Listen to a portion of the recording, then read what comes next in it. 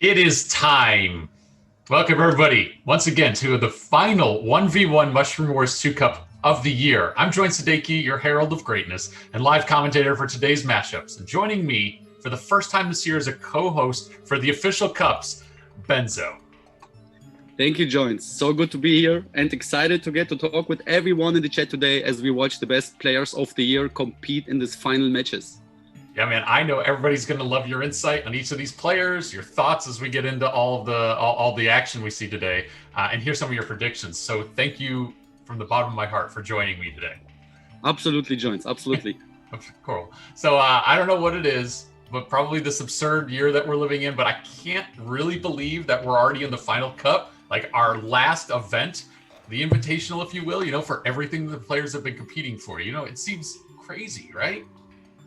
It definitely is. I can't remember if you had such a circumstance already, but for me it's new and it's unbelievably crazy. I agree on that. Yeah, I feel like we were just doing our first cups of the year, and I was like, "Oh wait, this is the last one." I don't know. It's just a bizarre year all around, and this is no different. But normally on this stream, and if I'm here, it means we're day 2, and then we've already been through a whole day of pre-qualifying matches and whole slew of everything. But this is different. Yes, exactly. There are only 8 spots for today's cups, and the invitees didn't have to fight their way to the one previous day of qualifying matches, but rather the complete year. It's definitely complete something different in this case. Totally, and these players all of these players have instead earned the highest number of cup points over this last year while competing in each of the official 1v1 cups. So before we get into the matches, I think it's important we should talk about these guys. And so let me just list off real quick the top 8 players we're going to go through and see today. So we got Moonshadow, we got Eclipse, we got Relly, Q211, Eye of the Storm, Stepson, Fosse, and Dark Dagger. Each of these players kind of deserves a little bit of our time. I know we have lots to talk about with them today. We're going to see. The connection got a little bit. Oh, you hear me all right? Yes, I can hear you well now.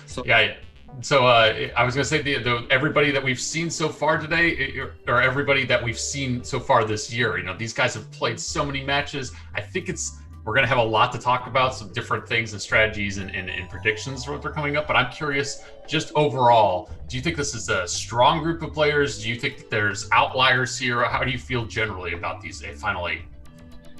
To be honest, the final 8 couldn't be better. It's a really amazing constellation of players which we have today, or which we will see today. I mentioned before the stream that it will be like fire all the time. Every single match will be like hell. There will be like the hell is going on.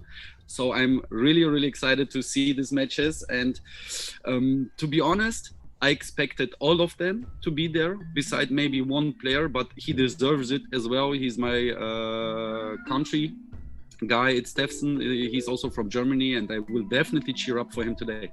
That's awesome. So yeah, 7 of the 8 then, you said that you're like expecting them to be the showers today, and Stepson made his way in, and yeah, he has definitely a lot to be accomplished for this year. I know he's been to a couple of the cups so far too. So, but yeah, we'll get into a little bit more of our predictions, what they are. But I'm curious too, with the chat, what your guys' predictions are going to be as well. Yes, we are doing a viewers quest, which will give everyone who participates some free gems in the game. All you got to do is head to the Mushroom Wars Facebook page, put a comment on the top post with which 2 players you think will make it to today's finals. It's that simple. Even if you're wrong, you will still get free prizes, but everyone that guesses correctly is gonna get even better stuff, of course. Right. And I just put your guests in right now. If you're listening, if you guys are tuning in and you have a couple minutes, after the first matches start, they're not accepting any more guesses. They're not going to accept any more entries. But we have a couple minutes, and I want to run through the specific of how today's matches are going to work for everybody watching. Yes, we have set the stage a bit differently today in order to make things as consistent with some esports tournament rules as possible. Yeah, you might be familiar with how we've always played the same opening match in the past. Most of the cups will start with like, everybody's going to play Q23 or something like that. And then there's also hero pools and map pools. None of that today. So some items are predetermined, but some are kept secret from the players. Some items are going to be random too. It's all going to be an effort to keep the players on their toes. Exactly. And the most exciting part, things will change between the quarterfinals, the semifinals, and even up to the finals. There will even be areas where we need to everyone watching to participate, to choose and vote for how the final matches will be played. Yeah, I'm super excited about that. We did some of these in the past. Usually everybody gets really into it. We all start fighting about what we want to win and people start rallying. So we'll talk through that more. There's not going to be any voting for the first set of matches, but when those come up, we're going to reveal how that works and show how and when you guys can kind of get in on the action. But we should talk through right now the main rules and what we can expect for the first round, the quarterfinal matches. Sure. Let me go through them here. This is a single elimination bracket. The quarterfinals are best of 5. The semifinals are best of 7, and the finals will be best of 9. So we will experience like a lot of games today. One of the organizers, like Tormus, will invite all participants on every map. Maps and modes are chosen ahead of the time, but only shown to the players once they are queued up. Opponents have to pick the same hero. The hero they pick will be predetermined behind the scenes. All matches will be played in tournament mode, of course. Yeah, and I want to give a little bit more clarity on how the heroes are being selected for the quarterfinal matches. Essentially, players are going to determine 5 heroes. And then when the matches begin the pairings, they must play those 5 heroes in order that they were selected. So they're gonna start with this has all happened behind the scenes, like Benzo said, but the 2 opponents will have come together with an organizer. And at first they will have selected heroes that they both want to ban out of the entire hero pool. And then they start alternating which ones will be selected. So at the end of it, they will have 5, they'll have 5 heroes in a specific order. So the first match will always be, the first matchup will be with Rudo, second match will be with Trini, something, whatever they've decided. And we'll show you guys that before we get into each of the matches. And reminder, that's only for today's quarterfinals. Once we get into the semifinals, we're gonna have a different system. And we'll mention how that's gonna work and what the differences are. Yes, it sounds complicated, but it's because it is complicated. Yeah. But it's been done in an effort to prove to these players that to prove that they're the best all-around players, right? They're the best of the best. They can handle anything we throw at them. They can adapt. They can prove their way through this. And then honestly, so that they can prove that they are to this year's best Mushroom Wars 1v1 player. Yes, and with that title, remember, go some unbelievable prizes. We should talk about those. Yeah, 100%. So why don't we do it? Go for it. What do we got for them? First, all of today's runners-up will get a brand new participant trophy. Third place winner will get $50, a new bronze in-game trophy, and a real existing physically made third place trophy. Second place winner will get $150, a new silver in-game trophy, and also a real second place trophy. And our winner today will get $300, a gold in-game trophy, and a real first place trophy. Dude, that's unbelievable. Yes, this is much. This is really much. I think it's the biggest pot since ever. Since ever, yeah, you're totally right. I think we did obviously the physical trophies for the in-game LAN tournament earlier this year. That was, I believe, the first time that's ever happened. But our prize pool in the past has been a couple gift cards. We've been able to give away free things in games, and this time $300 for the winner. That's insane. We've never given away that much prize money. I think it's really cool. Agreed. I'm really excited for these players. This is just amazing incentive for them all to do their absolute best to get that prize money. Yeah, it's safe to say that these matches are going to be pretty close today. And a reminder to everybody to go and do the viewer's quest. Wherever you think we'll go all the way to the end, go to the Facebook page, put your guesses in now, I should say. Yes, for now, I think we are ready for our first matches. First up today is Moon Channel versus Eclipse. Oh boy! All right, so that leads us to just do some predictions while I guess all the players are going to start queuing up here. What do you think? We'll talk about what we think the whole day is going to consist of here, but just for this first pairing, what do you think? You think that Moonshadow is going to come out and dominate? Do you think Eclipse is strong enough that he's going to take the whole thing? What do you think? Joins. I need to be honest here. I don't. I really don't have a favorite player on this at this match, because they both are unbelievable. They both are insane players. They are so skilled. They know every map. They know every strategy. There is nothing you can hide by the opening. So I'm really excited how they will make it. But my personal 1% is going towards Eclipse, because this guy is like a wall, like the great wall in defense. Really, he's unbelievable defense. Yeah, his defense is unbelievable. I think everybody here knows Eclipse from the amazing work he's done with like the team with him and Fase, perfectly balanced, right? And how like their teammateness, their co-op partnership has grown over the year. They've gotten better until they finally, they won their first couple of cups ago. But then he's also done so well in the individual 1v1 cups this year too. So he's one of those people that's like, you're like, he's just a 2v2 guy that you're like, no, you can't discredit Eclipse, man. He's always here. Yes, so. Exactly. I agree on that as well. But Moonshadow is no easy target. He's been like number 1 or number 2 of a ton of different cups this year. I don't have a list in front of me, but he's at least placed in the final 3 for 3 different cups this year, and has also been involved in the 2v2 cups too. So this is like a pairing that I would have expected in a semifinal matches, or even potentially a final matches, like just how strong both these guys are. So it's amazing we're starting the day with this matchup, you know what I mean? Yes, I just heard that Moonshadow is not that well prepared, because he's not playing that much as he used to be. But I'm super confident. It's like driving bicycle. You never forget it. And once you reach some certain level, you need just maybe 1 day, 2 days, 3 days to warm up. But we will see definitely hot matches. Yeah, that's a good point. I think, you're totally right. I think Moonshadow hasn't been playing for a while. See if that's been a factor, right? Maybe Eclipse has been practicing on every single level. Usually when we come into a cup, people have really strong opening strategies with 2, 3, 4 maps, and they pull those, and then you see the repeats of like, they figured out their strategy. In today's cup, it's anything. They don't know what to prepare for. They don't know what heroes they're going to get selected, and they don't know what maps they're going to play on. So a lot of this is overall roundness of like how good you are at everything. But maybe they can also use that to their advantage if they're just really quick and adaptable, which I know both these guys are. Exactly. So they will get. Yeah.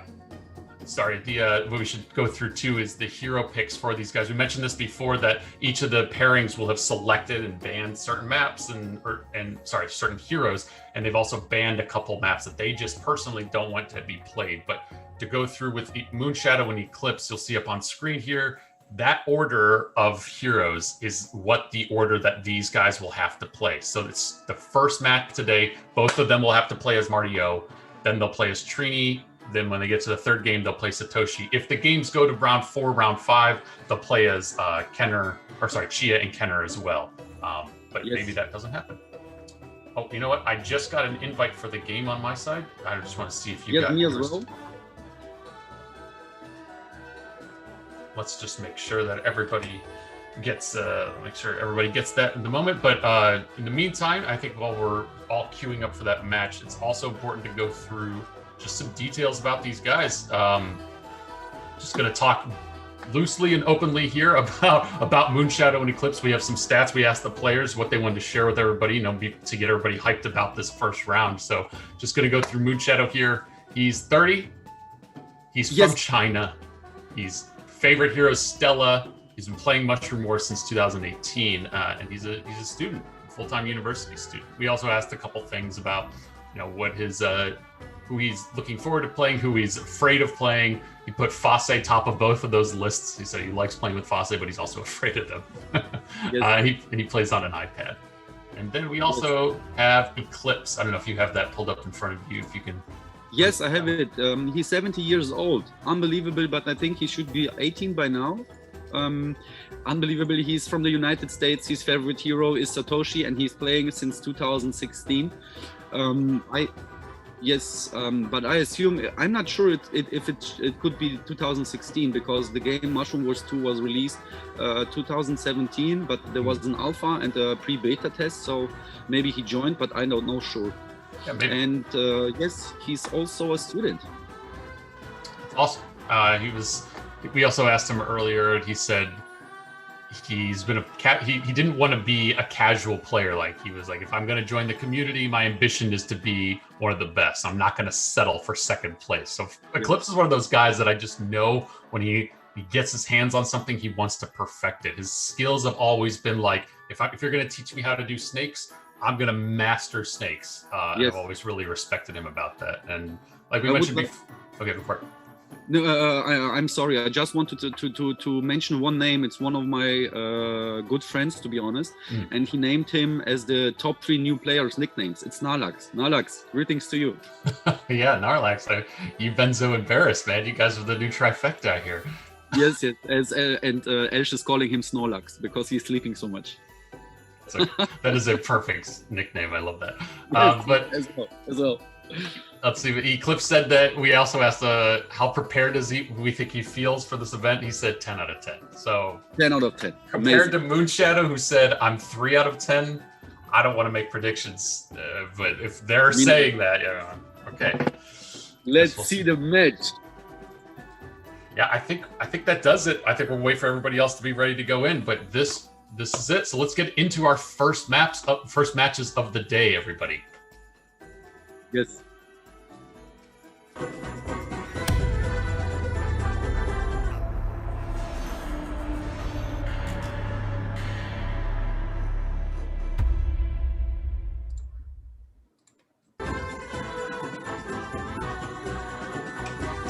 All right, so I imagine they're doing some setup behind the scenes. They're figuring out, oh, this is where Tormaz is going to set for the players the map they've already determined to be played on and the mode. And we can see it's going to be Duplex 24.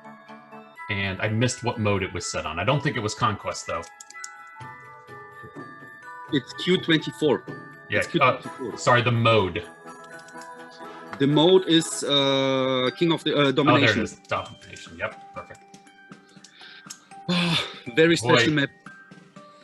Yeah, what do you expect as an opener for this map here? I mean, we can already see that everybody's expanding onto their own bases, but anything strategically that everybody wants to go for? Building the first forge there on Eclipse's side, that's what I figured would happen.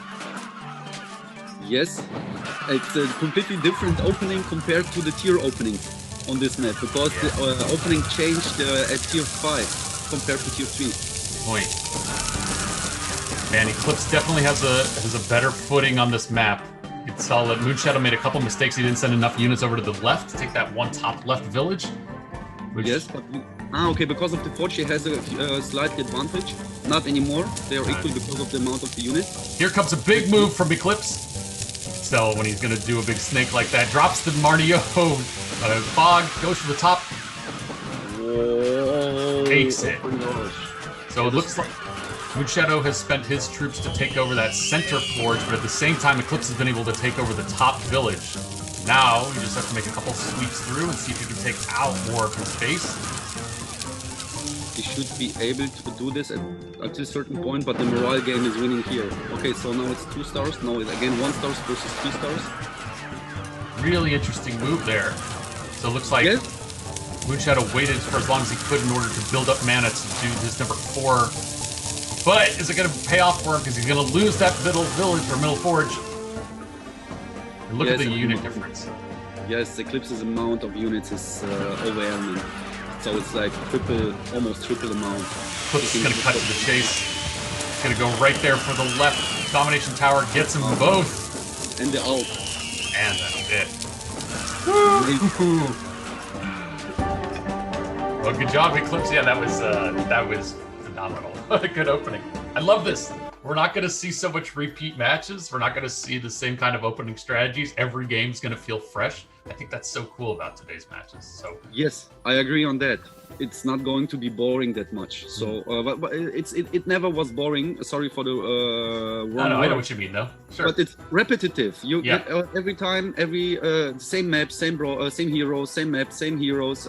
So maybe it's not that good. so far, okay, it's Q61 I'm seeing here. Yeah, remember, they're going to play as Trini this round. It's already predetermined, but 61. Okay. Man, these are going to go quick. There's no setup time. There's no time for them to sit and deliberate. We know exactly what they're going to play. Yes, and it's King of the Hill. Yes, King of the Hill. Left side Moonshadow, right side Eclipse. Eclipse sending everybody out, but to different areas. Okay, here we go. No, you can see Moonshadow's opening. I don't know why, but it's I think he's misunderstanding the tier. Maybe, I don't know. Yeah, it's something like that. I can see I see what you're saying. Where he's not sent nearly enough units to most of these villages, so there's a struggle to take him right away. Exactly. But this is what I mean. I'm not sure if he's playing at all, because he's so used to play on the tier mode. And I think the last cup he joined was also with tier mode, with passives, so not the tournament mode. Yeah, good point. So everybody taking a little bit of time here to level up before they do any sort of attacks. Yes, but I have quite a comparable amount. And he's definitely playing a little bit different. Now, I don't want to say he's playing scared, but definitely different. He's going to go for that center King of the Hill, but it looks like Eclipse is going to go around. Whoosh. Eclipse drops his second force, tries to take over that middle King of the Hill. He's just going to start feeding Moonshadow now. No. Oh, wow, just barely saved it. This is risky. Not able to take it from Eclipse. He's gonna, yeah, boy, he just keeps feeding him at the moment. Eclipse is so good at defending, like you said before, even with that opening he had. He has amazing reaction time. He's recognizing the opponent's movement, and he's reacting to that so quick that it basically makes no difference if you see it or not. Here comes a tower up on the top. Yep, there it is. Build a little defense, make everything a little bit more unlikely for Moonshadow to get through. Oh no, oh no. Oh, wow. That was a risky endeavor. He's going to freeze him, do whatever he can to try to save that village. Not going to happen. Not going to save the King of the Hill Tower either. Yeah, at that point, Moonshadow knows it. Yes. And again, I'm sorry that I'm repeating myself, but something is different in Moonshadow's gameplay. No, that's good that you call that out. What do you think? What do you think it is? Like, is it specifically like hesitancy? Is it just the time he's spent off? Do you think it's not even Moonshadow playing? Like, what do you think is different? No, it's Moonshadow playing. You can see it on the density of the tabs, of the rows, of the shrooms, how they are working. It's definitely a skilled player, so I don't want to questioning it if it's Moonshadow or not. But what I can see, he's definitely playing on another base. I think he's expecting too much, so which leads me to the conclusion that he thinks that, he's forgetting that he's playing on tier 3. He was used to play almost on tier 6 all of the time. He grinded so much, so hard, so well. So I can imagine it's a complete different game for him. I really can understand that. I mean, it's something that I think all of the players that have been playing for a long time, if you're new to the stream, right, for whatever reason, if this is your first time joining us, if you're not sure what we're talking about, there's passive levels that everybody can level up with outside of the game, right? And as you level up your passive abilities, that increases like your hero speed, how much your overall attack is, things like that. Yes. But when we set things to tournament mode, it equals the playing field. So if players are playing against each other and somebody's tier 6 and somebody's tier 1, it sets an equal playing field. But like he's saying, Eclipse or Moonshadow is probably so used to playing on tier 6 that we're just seeing some differences in his gameplay as it comes into here. Anyways, getting into the action here, we can see Eclipse has tried to make a big push for both of these forges, but Moonshadow been able to take them instead of focusing on his villages. Oh gosh, he was able to secure the bottom. I was just watching to see how that would plan out. He almost got the bottom village out from under Eclipse. Eclipse is able to defend it just enough time. And the top side, Eclipse is trying to take over the villages and make a stronger push into Moonshadow's territory. It's working. And now he's going to push into that center village, or center forge, to take it out from under. Moonshadow gets it. Moonshadow going to try to go for his back village, not going to be able to take it. Eclipse sweeps the quarterfinals. Eclipse is well prepared. Definitely. I can understand now why he mentioned the 10, how well prepared he is. He's definitely prepared. There's not much to say. This is crazy. Like we said, Moonshadow is not an easy player. He's not. Yes. But this is Actually, this is the difference. I can remember when players like Fasse, like Q, like Focus, like Thomas, when they're facing strong opponents, or not especially pro opponents, I mean strong opponents, their gameplay looks easy. Yeah. You know what I mean? But it's Yeah, not easy. It's well-known steps which you have in mind, and you just do them. You do them automatically, not thinking, and it's happening so quick. And you can see the reaction time of Eclipse. Then his approach, his opening, he's well trained, well informed. His knowledge is huge. It's really, really huge. Yeah, I've played some matches with Eclipse in the past, and I've just been like, I've been kind of overwhelmed whenever we'll be on audio, and he'll be like, I'm going to do something, and you tell me exactly how many troops you think I have in this building. And I'm like, what? And, you know, like small things like that, where he's keeping track of so many numbers at the same time. And then he's like, your top right village has 58 units in it. And I'm like, how did you, Yes. You know, like small things like that, where I'm just like, this guy, he gets it. He gets it on a level that is far surpassed so many of the players I know. So, Yes. But anyways, congratulations, Eclipse. Obviously, you're moving on. We will get into the next round matches before we come back to talk about Eclipse. So let's do that. The next pairing is Relly and Q211. What is going on? Also an amazing match, really unbelievable. I'm also so excited to see the names, because these are really, really strong players. I think these both guys are at the moment like really one of the strongest guy or players from the Russian community. There are a lot, of course, but Q and Relly, they are amazing players, and I'm excited to see Q, to be honest. I'm kind of gearing up for him a little bit more than for Relly, but of course for both. But Q deserves it really much. He's so deep into this game, into the community, into the organization, and playing and participating. So I think he deserves at least a trophy. So let's see. I mean, it's going to be an exciting match either way. I think you outlined it perfectly. Let's talk a little bit about what the players have said about themselves, introduce them. If you haven't heard of these players, if you haven't watched any of the matches before this year, let's talk a little bit about Relly. So I'll go through a little bit of this with you guys. We'll show up a graphic here. But Relly, he's from Russia. He's 21 years old. His favorite heroes are Korean Dora. He's been playing since 2018, right around the time it started. And he also said he graduated from the university as a manager. He's getting a job now. He was engaged for 8 years of wrestling and then 1 year of MMA. And now sometimes he revisits those things as a hobby. We asked him a little bit before to, his top players who he's looking forward to playing against, etc. He said, he really respects Lomi, Faste, Tormaz, and he really likes some of the newer members that have jumped into the community, like the Storm and Vampire. And he said if we get some advice he would give people, he said play in tournaments, train with the strongest players. He also mentioned he's 10 out of 10 confident for today's tournament. So that's good to hear. That's good to hear he's been practicing. I agree on that. I can feel that he's prepared, because the past days he were making a lot of questions, or asking a lot of questions. So I'm sure he's well prepared. Let's go to the Q. His real name is Dimitri, by the way. It's an amazing, funny guy. I like him very, very much. And I see he got a lot of not a lot, but he has 2 trophies already. He got the 3rd place in the 2v2 Cup from the August, and he got the 2nd place from the past 1v1 Cup. So actually from the last 1v1 Cup this year.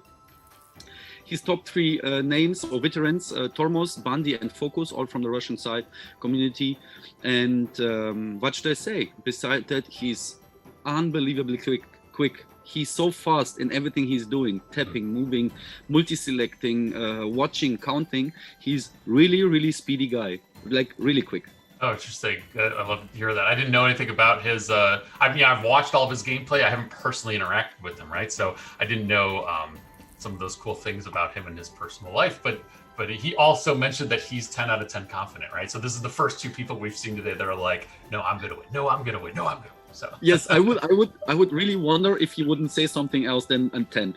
Really? I wouldn't be surprised if he said like 20 or 30 or something. Oh, like he's that kind of guy. Okay, perfect. Yes, exactly. We also have just what the players have picked. Like we said before, they pre-select some players, what their characters are going to be. We also have that. So let me pull that up. We can show you guys or walk through with everybody here. Yes. I'm so, Joins, let me just add something, because why I'm excited. I'm excited about the first match. I'm really excited about the first match because it's played with Kree. Yeah, And that's right.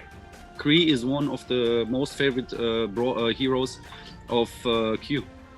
Oh, okay, perfect. Yeah, that's kind of what I want to talk about too. Of Rolly, not Q. Rolly. Rolly. Gotcha. So yeah, like you guys can see on screen, those 5 heroes in that order, that's what they have to play us today. So the first round, like Benzo just said, will be Kree. Second round will be Wilford, then Moro. If we get to round 4 and 5, we'll play Kenner and Martio. But if you're saying one of Rolly's favorite characters is Kree, wouldn't you have expected Q to ban Kree, or do you think that he's like, no, I like Kree too, that's why we want to play as him? Like, what do you think the strategy there is? Exactly. Exactly. The makes sense. I guess if I was making the selection here and I knew my opponent really loved a character, I would personally be like, well, I'm not going to let them. Like we said, these players had the ability to ban certain heroes before making this selection. So I would have expected if you knew your opponent loved a certain hero, you would have banned them. But what do I know? Yes. But to be honest, so far, I'm not sure when they were informed who is the higher seed. True. Good point. I really don't know. I think it was made yesterday evening. Yeah, we can pull up if we have the bracket will show the higher seeding for both of these players. But just keep in mind, both of them had the opportunity to ban any hero they wanted. So yes. Before they made selections. So Q could have said, I don't want to see Dora. And if you said Rolly loves Kree, so Q could have banned Kree before they chose Kree, but he chose not to. So yes. See why. We will see for tomorrow joins, like a little spoiler. I know something about tomorrow's 2v2 cup, and then we will see exactly this strategy, at least from one team. Really. Be excited about that. You can discuss it with your co-caster tomorrow. Yeah. If you guys didn't know, we're doing a cup tomorrow too. But for now, let's do the second round here for the quarterfinals. Rolly versus Q211. Let's jump into it.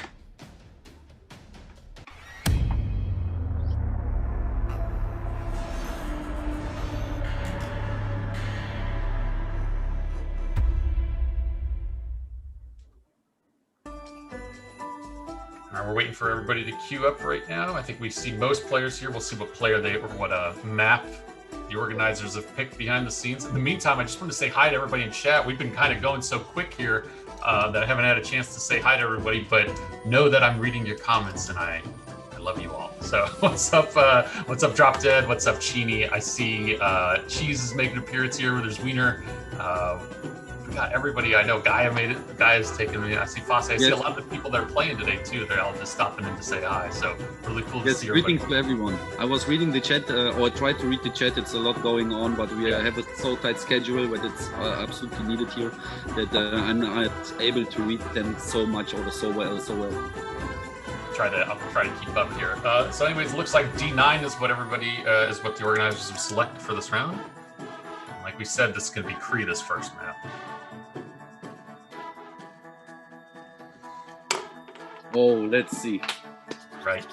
All right. I love this map.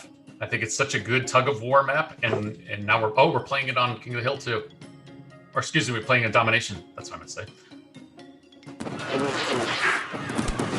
They have similar, exactly the same openings. Q's going first into the center. He's just gonna. I think he's trying to just get some morale here. Oh, I think it was a misstep. I think it was a mistake. Yeah, maybe it was. I thought he was trying to build something up greater, but perhaps not. Perhaps not. Let's see what this will lead to. Yes, coach is ready. Ready? Is he gonna go? He can go invisible. Is he gonna do something to protect from all the? There he is. Makes an invisibility. He's gonna definitely send them into Rolly's base. Rolly knows. He saw that they were going to go south, so he's doing whatever he can to protect everything on the bottom. But a little bit of trickery there. Some of them were going up top. Yes. Oh, just enough. And there comes the transport.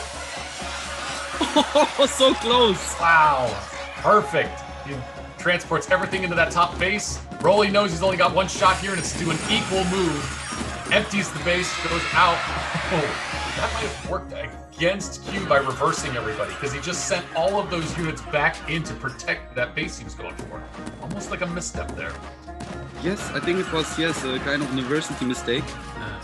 Because this is actually the difference at the pro level. It's not about who is playing better. It's who is about to make less mistakes. Totally. Good point. Gonna try to send units in there before he can get him. Wow. Whoa, again, so close. Okay, he has a better unit. Q has a better unit production. He's on a really good way to have an advantage. But the problem is he has no morale at all. So all the morale advantage with 3 stars is on the Relly side, and believe me, he can. Yes, he can do something with that. He can do a lot of damage with it. It's like Relly's somewhat move up top. Here comes all these units into Q's base. They're heading down. He doesn't see it coming. He doesn't know where they're going. Easily takes it. Wow, look at the amount, which is at his base. Yes, oh my god. That is an interesting try of an attack. It's not going to do it. Amazing defense. Morale almost equal. Not almost equal, but 1-star difference. Let's see what will happen if he will take the village. And a little, oh no, wow. Again. No, he lost all the morale. Again. It better should be a good defense now. No! Just lost it. Okay, so Relly has the advantage now here. He's come back from behind. He only had 2 villages. He's come back to have the majority of the map now, except for that center tower. I think Q should concentrate on defense right now, just to reach the 6 minutes mark. 3 minutes to go, but look at this giant push that's going in for that center tower. Takes it very easily with all that morale boost behind it. Q is swirling up his units into that last domination tower. He knows he's got to hold it, whatever he does. Yes, and his third is charging up, so he has no defense right now beside the 4th. Here comes some maybe rotation. he can defend with that. But the domination towers, they have like 0 defense. They have like really no defense at all. So it will be really hard. You need a huge amount of units inside there. Yes. Converted over to a tower, he's just dumping units into it. He's upgrading. Relly's doing whatever he can to keep his morale at the same level. Doesn't want it to drop while there's some moments of idle. What is he doing? He was trying to take that center tower, but it's not going to work. No. This felt a little bit desperate, but okay, let's see. Maybe he can reach 2 minutes. Or under 2 minute mark, it's possible he can push this, but I think Relly sees it. He sees the opening right now. He knows he can push for it. He can try to protect that tower.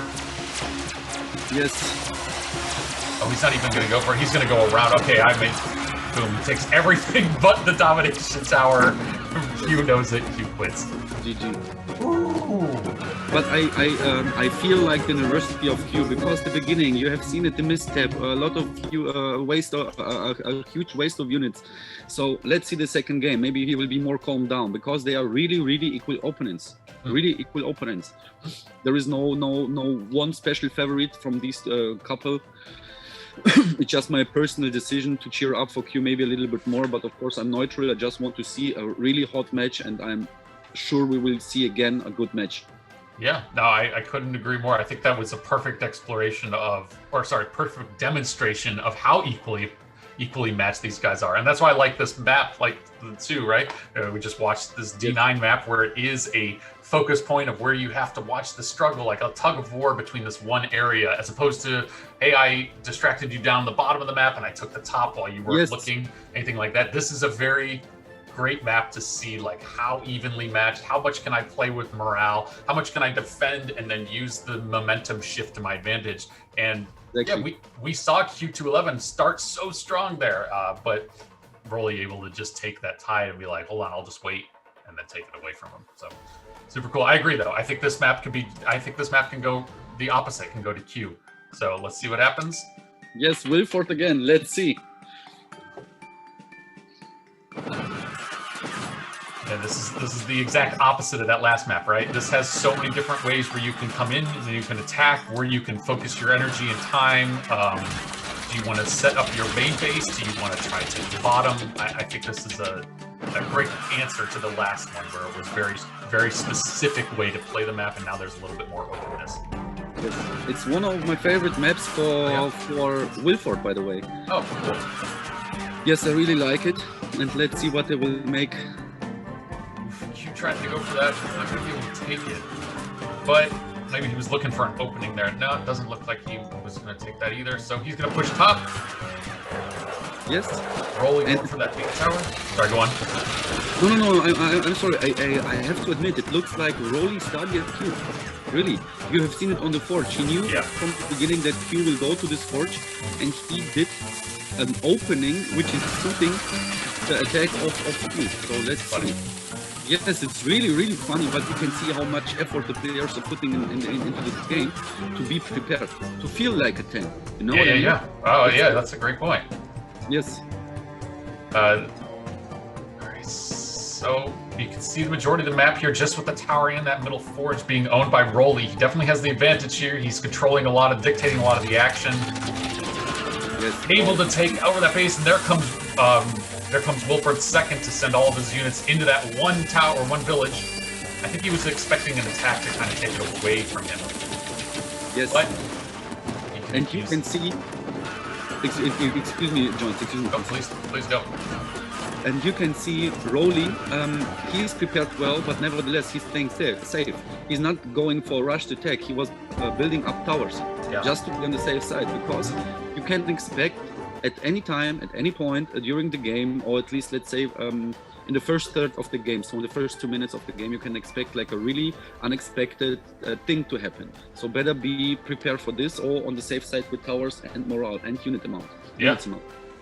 That's a great point. You know, if you just start saying, at the bottom I got the majority of the map, and I've got that forge in the bottom, I don't have to worry about the tower up top. You're exactly.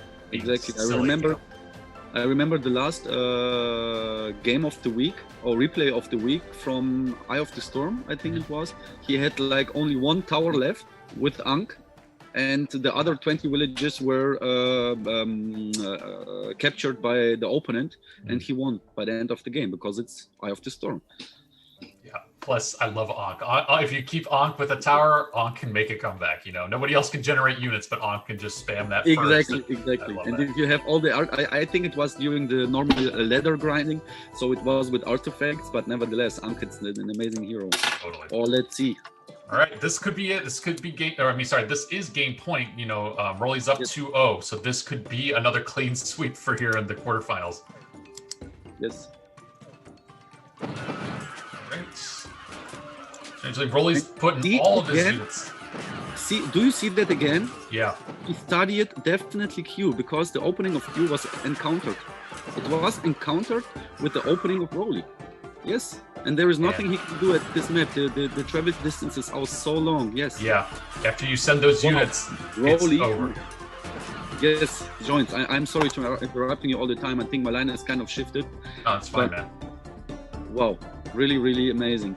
I think you're totally right that Relly knew how Q was going to open on this map, and specifically did things in order to get those villages away from Q. You know what I mean?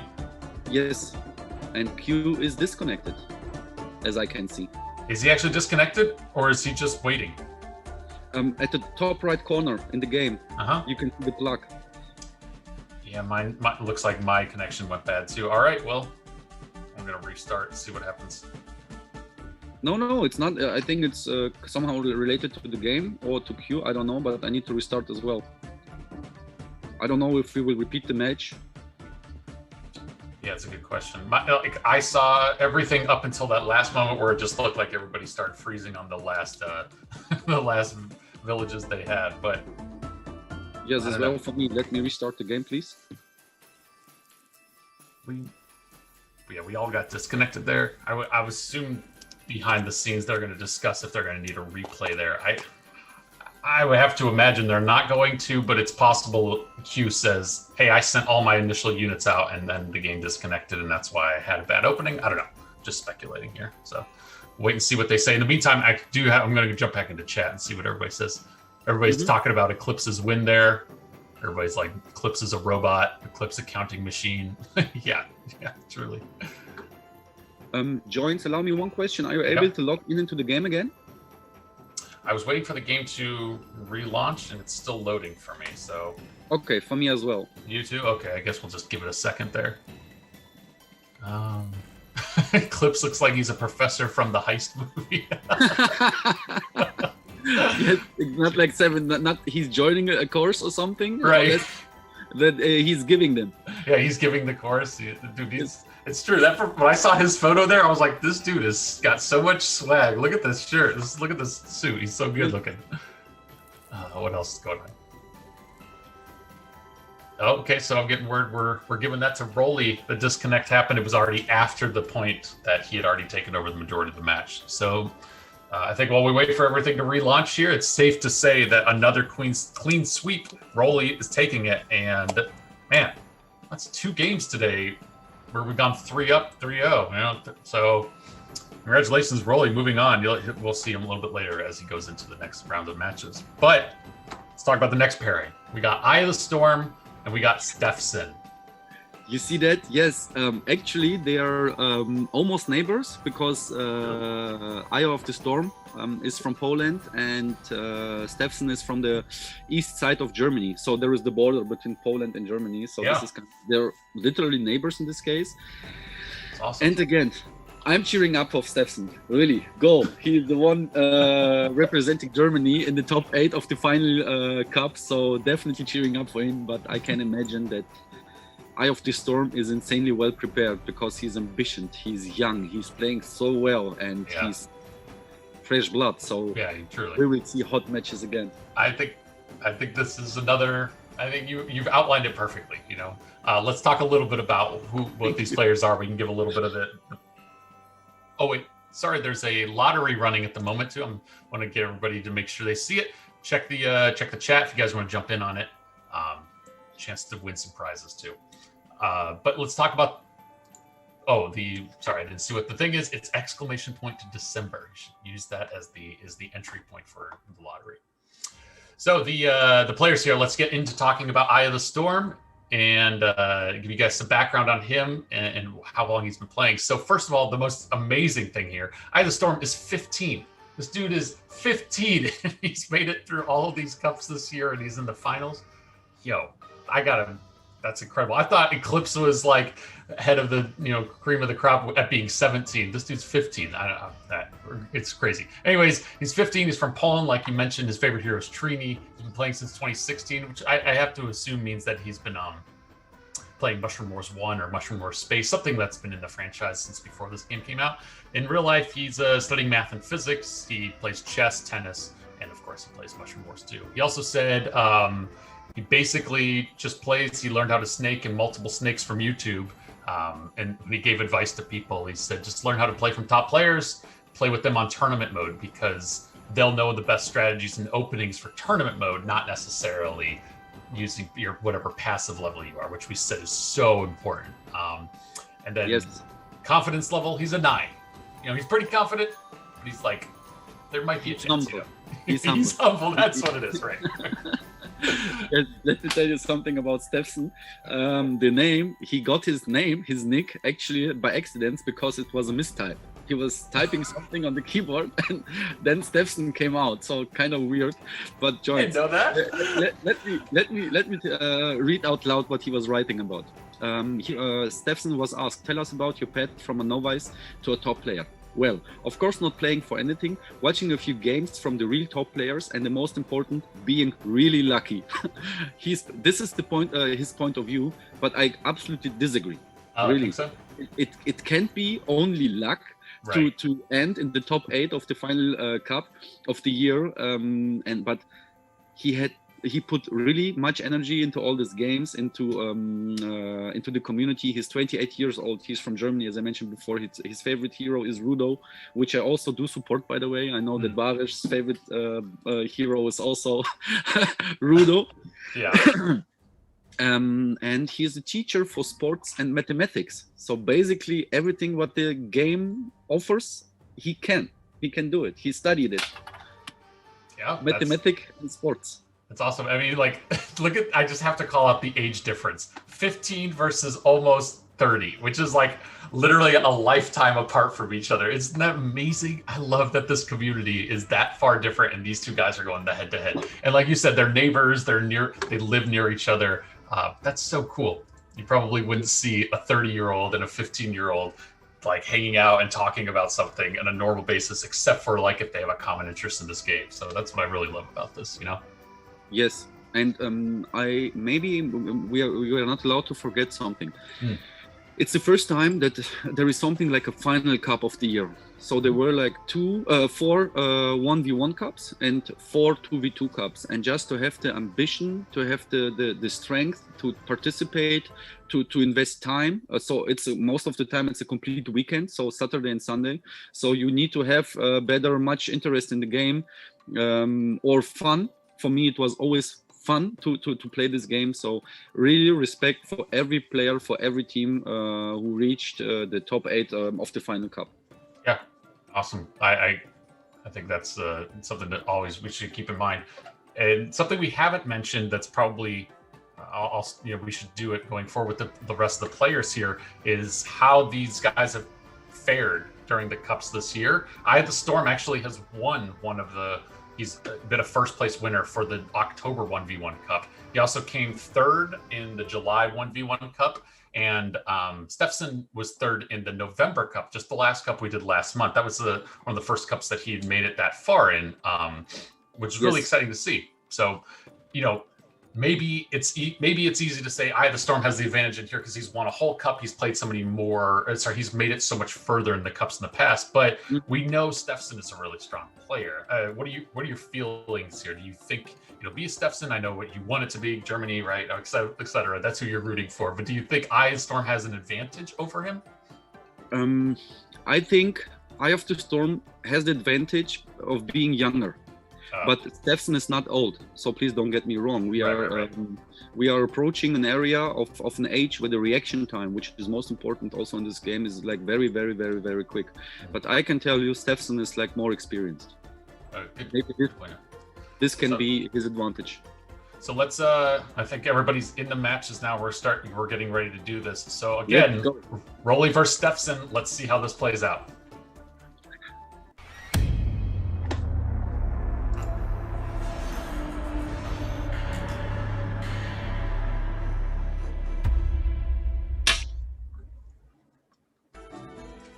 Let's see. Looking like D73. Yes. It's a very, very interesting map. Let me check quick what the hero. I missed the hero. I have to mention this. Yeah, hero selections they're gonna have to play as Stella first, then Trini Rudo. Yes. So let's see. Stella on this map is insane. But I would prefer Ang, but it's okay. Yeah. This is the exact epitome of a bottom track and a top track. There's things you can do on both. You can ignore one. You can spend time only on one or the other. But obviously with all the unit counts on the top track, that's where most of the initial focus is going to be on, while they just upgrade everything on the bottom. And equally timed, both of them pushing out at the exact same moment for that middle forge at the top. The Storm's a little bit quicker, but honestly, they're equally matched here. Is the first to go for the bottom forge, but quickly Stepson follows. Here comes the second push.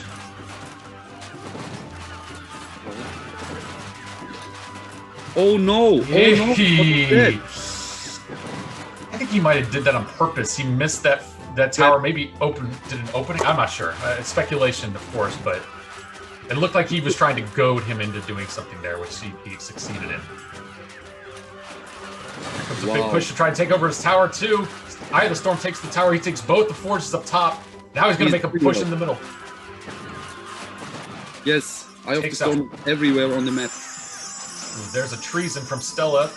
Not all of the units he could have used. It's going to be tough for Stepson to come back from this. Eye of the Storm is such a stronghold here. Doing what he can to upgrade his units, but that's most of the base right there, taken over by Eye. Stepson knows it, he calls it. Man. And joins, do you know what I'm interested right now? I would like to know, and I will consider this after the stream. I would like to know which hand is the preferred hand of the players. Oh yeah. Because like, are if they you left-handed, have a map right-handed? like, yes, exactly. If you have a map like D73 or D8 where you need like to tap like hell, I think it can be also a huge disadvantage if you're placed on the wrong side. So if you tap with a less powerful hand, but let's see. Yeah, I think that map was such a good showing of how equal they were in timing, and just that a slight momentum change can just allow another opponent to take so much advantage. So yeah, Eye of the Storm, like it wasn't like Eye of the Storm had an overwhelming advantage from the beginning. I guess that's my point here, is that he was able to just, once he saw a couple missteps, take the tower, take the forge, and then use that as his advantage, and then it was over from that moment on, you know? Yes, it's and this is I don't know, we are talking about Eclipse, but I think Eye of the Storm is maybe also as far what is the knowledge of both players. But if you tap once and the first row is passing as the first row through the area of the tower, the troops will be shooted first. It doesn't matter if your opponent is second or more early inside the area. Yeah, shooted first. Who's coming first? I love thinking about that whenever I start going in a map. Oh, Eye of the Storm might have made a mistake. He's given a cry emoji there. I assume that means that he's not goading. He's just saying he did something wrong. But we'll see. He's got a pretty good opening. He's already taken over everything on his side. He's already making a push down for Stepson's territory.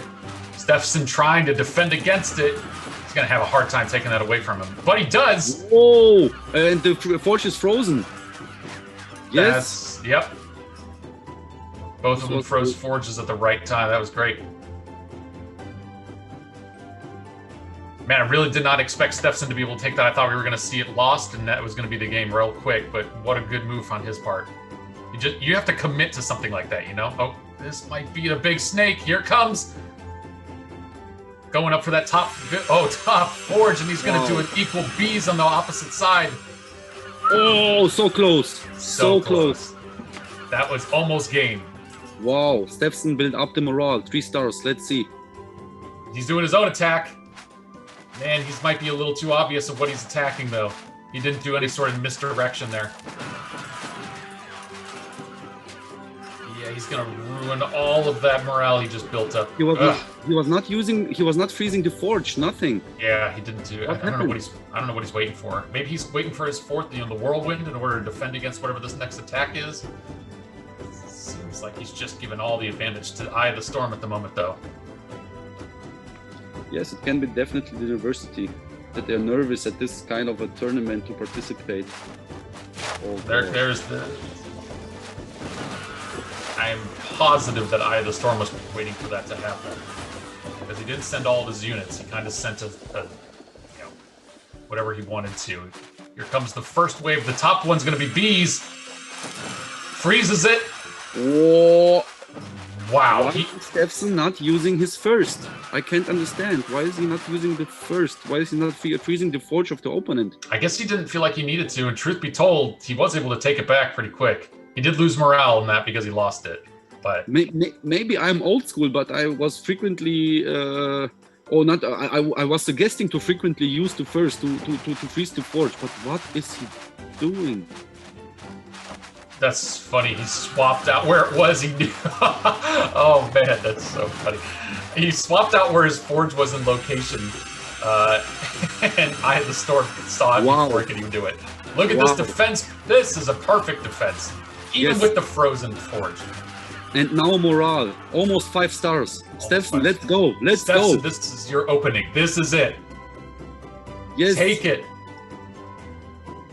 He doesn't have mana up at the moment, so now he's just gonna make this terrible attack. Eye of the Storm has all of his mana up. He can do whatever he wants. He drops a second forge. Nice. Takes the village. Whoa. In the middle of his territory. He's got to support that, or he's going to lose it. He knows it. Here comes some units up to support it. First, drop the first. Stepson, drop the first. Okay, he's not dropping the first. Oh my God! I guess he doesn't need it. He knows this game, I guess. Yes. And I can see the timer is working versus Stepson. He needs to make it. The Storm gives him a thumbs up. He's like, all right, I'll give you some props here. Really, there was this emoji. I haven't even seen it. I'm just watching, spectating the troops of Stepson. You didn't even notice the emoji. You're like, wait, there was something? Okay. Ah, now I can see. Yes, let's go. All right, here we go. Somebody's got to make a move. We're under 2 minutes here. The Storm knows he's got to just protect. Look, he's got no morale. He has to just do a good defense here. He's got it all four. He's going to drop something. He drops it. He freezes instead of doing a hurt. I don't know. That might have been a misstep because he's not getting any morale here. He's not getting these attacks from the tower. So, and here comes a second wave to just support all of that. Freeze to forge, Stepson. Freeze to forge. Stepson doesn't need that. He doesn't need no force. He doesn't need Oh, there we go. He froze the units. That's what he's thinking. He's not going to be able to hold it for very long. Maybe he's right about a little bit luck. Really, maybe he's a little bit. That was his plan, right? It's all luck based. Oh, insane. He's like, I don't know what to do. I don't know what to do. Look, the morale is equal right now. I know that Stepson has the advantage of the villages, but he needs. Let me count: 2, 3, 2, 4, 6, 8. He needs to take 2 more. Okay, yes, he needs to take 2 more villages from the storm to beat him. Oh no, one would be enough. Then he would have double amount. Yeah, except for he changed everything. And now it's under 30 seconds. Does he know he's only got 30 seconds? He was just cycling all of his buildings. He's building some forges again. He's running out of time. 20 seconds left. He's not even making an attack right now. It looks like it's over. They're not even, neither of them are even trying. And it will be 2 versus 1, I guess. So both players will get a point if it's a draw. I don't know, because I would say yes, but then how does that work for the player selection? Because it's not like we can just skip the next. We can't just skip who they chose to play the second or the third round, even if we give them the points. I don't know. Maybe just by order. So next would be Rudo. Yeah, I guess we have to go with that. It'll be 2v1. They're going to have to play as Rudo. Yeah, sure. Let's go with that. Anyways, that was exciting, man. I freaking loved. I love seeing Stepson play like that. That was great. Yes. Back and forth, back and forth.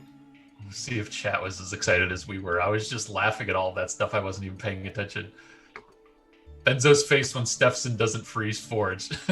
Sorry, I don't want to see any memes or gifs about that, please. People will make them. You, Matrix. I'm looking at you, Matrix.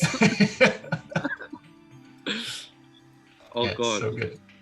All right, so this is theoretically match point, right? If we're doing 2-1 here. Yeah, we'll be able to see what these guys choose, and they have to choose Rudo this round. Looks like they already have.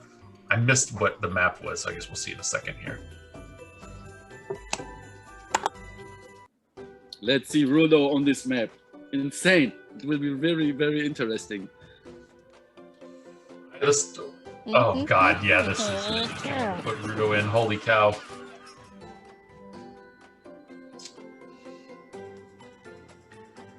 I think it's going to be a little bit before anybody goes for the center forges. Everybody's going to take a little bit of time to upgrade their main base. But what do I know? Here goes Stepson. He's going down. Yeah, good. I thought he was going to go for that middle tower. I was like, what a weird move.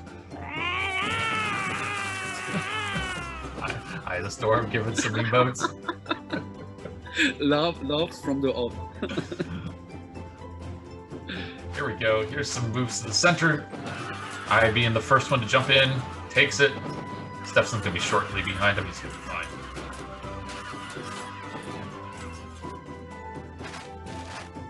All right, I's gonna push down for the bottom tower. Gets it. Stepson gonna follow suit, go top. No, I think he's gonna wait. He's gonna lose that opening. Oh, he's gonna. Oh, he rushes right past him. Instead of going for the tower, he's gonna go for the back line. Takes 1, 2 villages.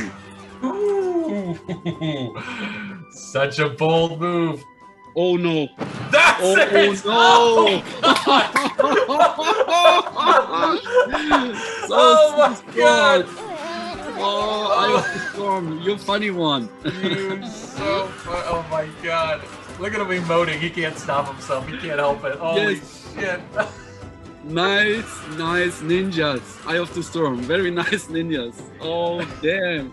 Dude, so funny. I was like, oh, Stepson, congrats on that really good #2. But Boo hits him with the ninjas. It just takes the whole thing away. Yes.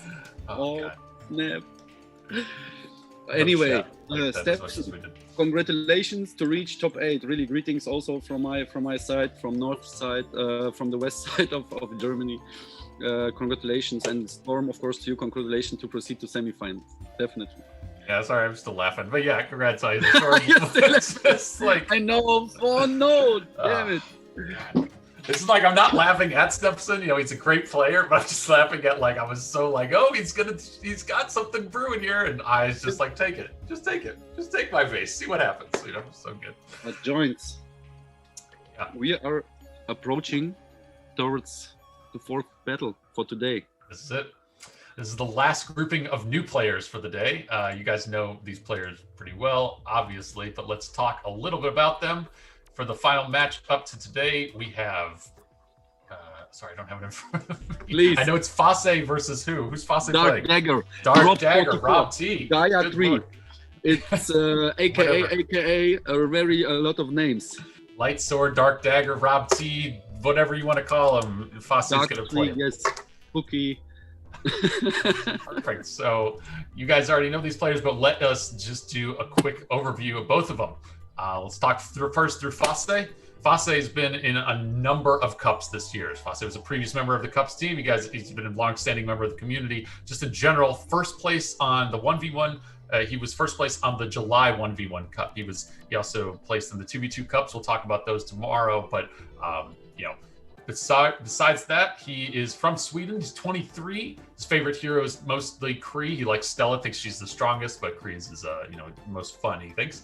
He's played Mushroom Wars 2 since 2016, which, you know, like we said before, means that he's been playing probably Mushroom Wars Space and some other games in the franchise before that. And he loves dodgeball. He also says that the best advice he has for new players is use your abilities after your opponents in defense and before your offense.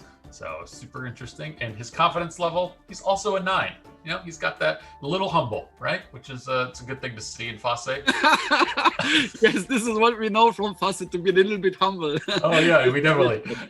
Bro, let me tell you one thing he is not mentioning here, but he's the only player who reached a points amount over the complete year. He could invite everyone to this 2v2, tomorrow's 2v2 Cup, like he wanted. Like anyone, like a player with 0 points, he would be able to join. So, but let's proceed to Dark Dagger, Robbed 44, Gaia 3. He has a lot of names, very skilled young man, 20 years old from the United States. He's not only skilled in Photoshop or has a good eye for mistakes in Photoshop, but he's an insane good player. Really, he has a huge interest into this dynamics, into the mechanics of the games, and he's playing since August 2019. He wasn't able to reach the top 3 in any cup, but to be honest, he deserves also a cup at the end of the day, or one of the 3 first places. And yes, his top 3 names or top veterans, Gaia 3, as I mentioned before, it's his teammate. She's also from Germany, but she's living in the United States, so they are getting along very good together. Then Lida and Wu, of course, insane popular names, and I think Lida was joining as a co-hoster the past time, so the viewers know her as well. It's true. And the advice which he has for new players: watch the replays of the top players so you can learn some strategies. Watch your own replays to see what you did wrong. Watch replays so you know what works inside the game, because there is always something to be learned. And he's confident, an 8. Oh, I mean, Rob T's a good player, and I've seen some upsets in the past where he's played and there's been some like technicalities and stuff, and we're like, all right, that stinks, but yeah, I'm looking forward to seeing how this pairing goes between the 2 of them. Checking the chat here. Everybody's loving on Fosse's pizza picture. I agree. Everybody's loving this purple shirt. I think that's great too. Yes, well, yes. Yeah, and I didn't know Gaia was here in the U.S. I mean, that's where I'm based, and that's awesome. I knew she was a German background. I didn't know that she was out here, but that's awesome. She has a German background. She's born in Germany, and she moved to the United States because of her husband's work, when I remember correct. But I'm sorry, I haven't talked to her like for 3 months now, so I'm not sure if the situation has changed. Yeah. But she's definitely from Germany, and she's definitely living in the United States. It's good to know. Maybe they did a reverse-a-roo and Guy is playing as Rob T today, just secretly, just like in the past, where Rob T or Dark Dagger, whatever you call him, was playing under the pseudonym Gaia, and we were all thrown through a loop whenever we got into that cup match. That was fun. Yes. But anyways, let's talk through what the players' choices are for these matches. Like we said before, they've gone through a selection of banning and picking of heroes they want to choose. They've banned certain maps that they don't ever want to see to be played. And let's go through it. So first hero that they have to play today is Zeke. Then it's going to be Pixo. It's going to be Ankh third. If it gets the fourth and the fifth match, it'll be Wilford and Stella. By the way, we're three games in, and we've only ever seen 3 games today. All 3 of these. This is so unlike every other cup. Every other cup, we go 4th, 5th game. All 3 of them. 3 up, 3 out. Anyways, let's get into this map, folks. It's the last game of our quarterfinals. See what happens. Let's see. Let's see that.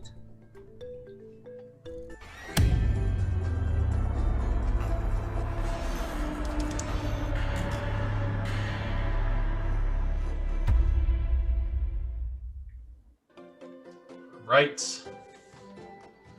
Oh man, Fosse's dropping a forge quick. No, never mind. I thought he's upgrading. Never mind, my mistake. Wow, Dark's going straight in for the back line. What a risky move. Yes, but now you have seen Fosse was just answering the opening of Dark Dagger. Yep.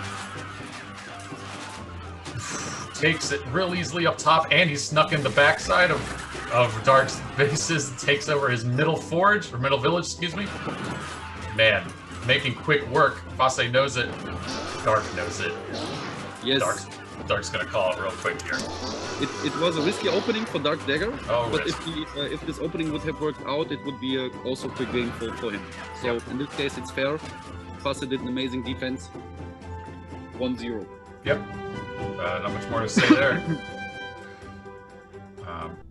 That's the kind of move that, like, if it plays off... sorry, we've seen cups in the past where it'll get down to, like, the 4th game and somebody does a bold move like that just to throw their opponent off. Usually we don't see that as a opening move because both of your opponents are still trying to feel each other out, you know? You usually don't start with a big-ass move like that because your opponent's going to be like, that's what you're doing? I hadn't even started playing. Okay, I'll just defend, right? But it's usually after your opponent starts to feel a little confident, they're going to start to do some big move, and then you sweep it. That's when you throw something like that in there. But I don't know. Maybe we'll see what it goes from here.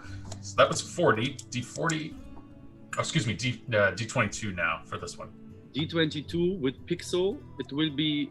It can be annoying. I'm sorry to say that out loud because Pixel has no really ability or attack abilities. Most of them are like defense abilities. So it can be like really, really boring to play Pixel versus Pixel. But I mean, the sense behind this is to have equal base. So this is absolutely okay. But on such a huge map like D22, to have Pixels, let's see. I'm also, to be honest, I'm excited to see that. And yes, I'm excited also about the strategies.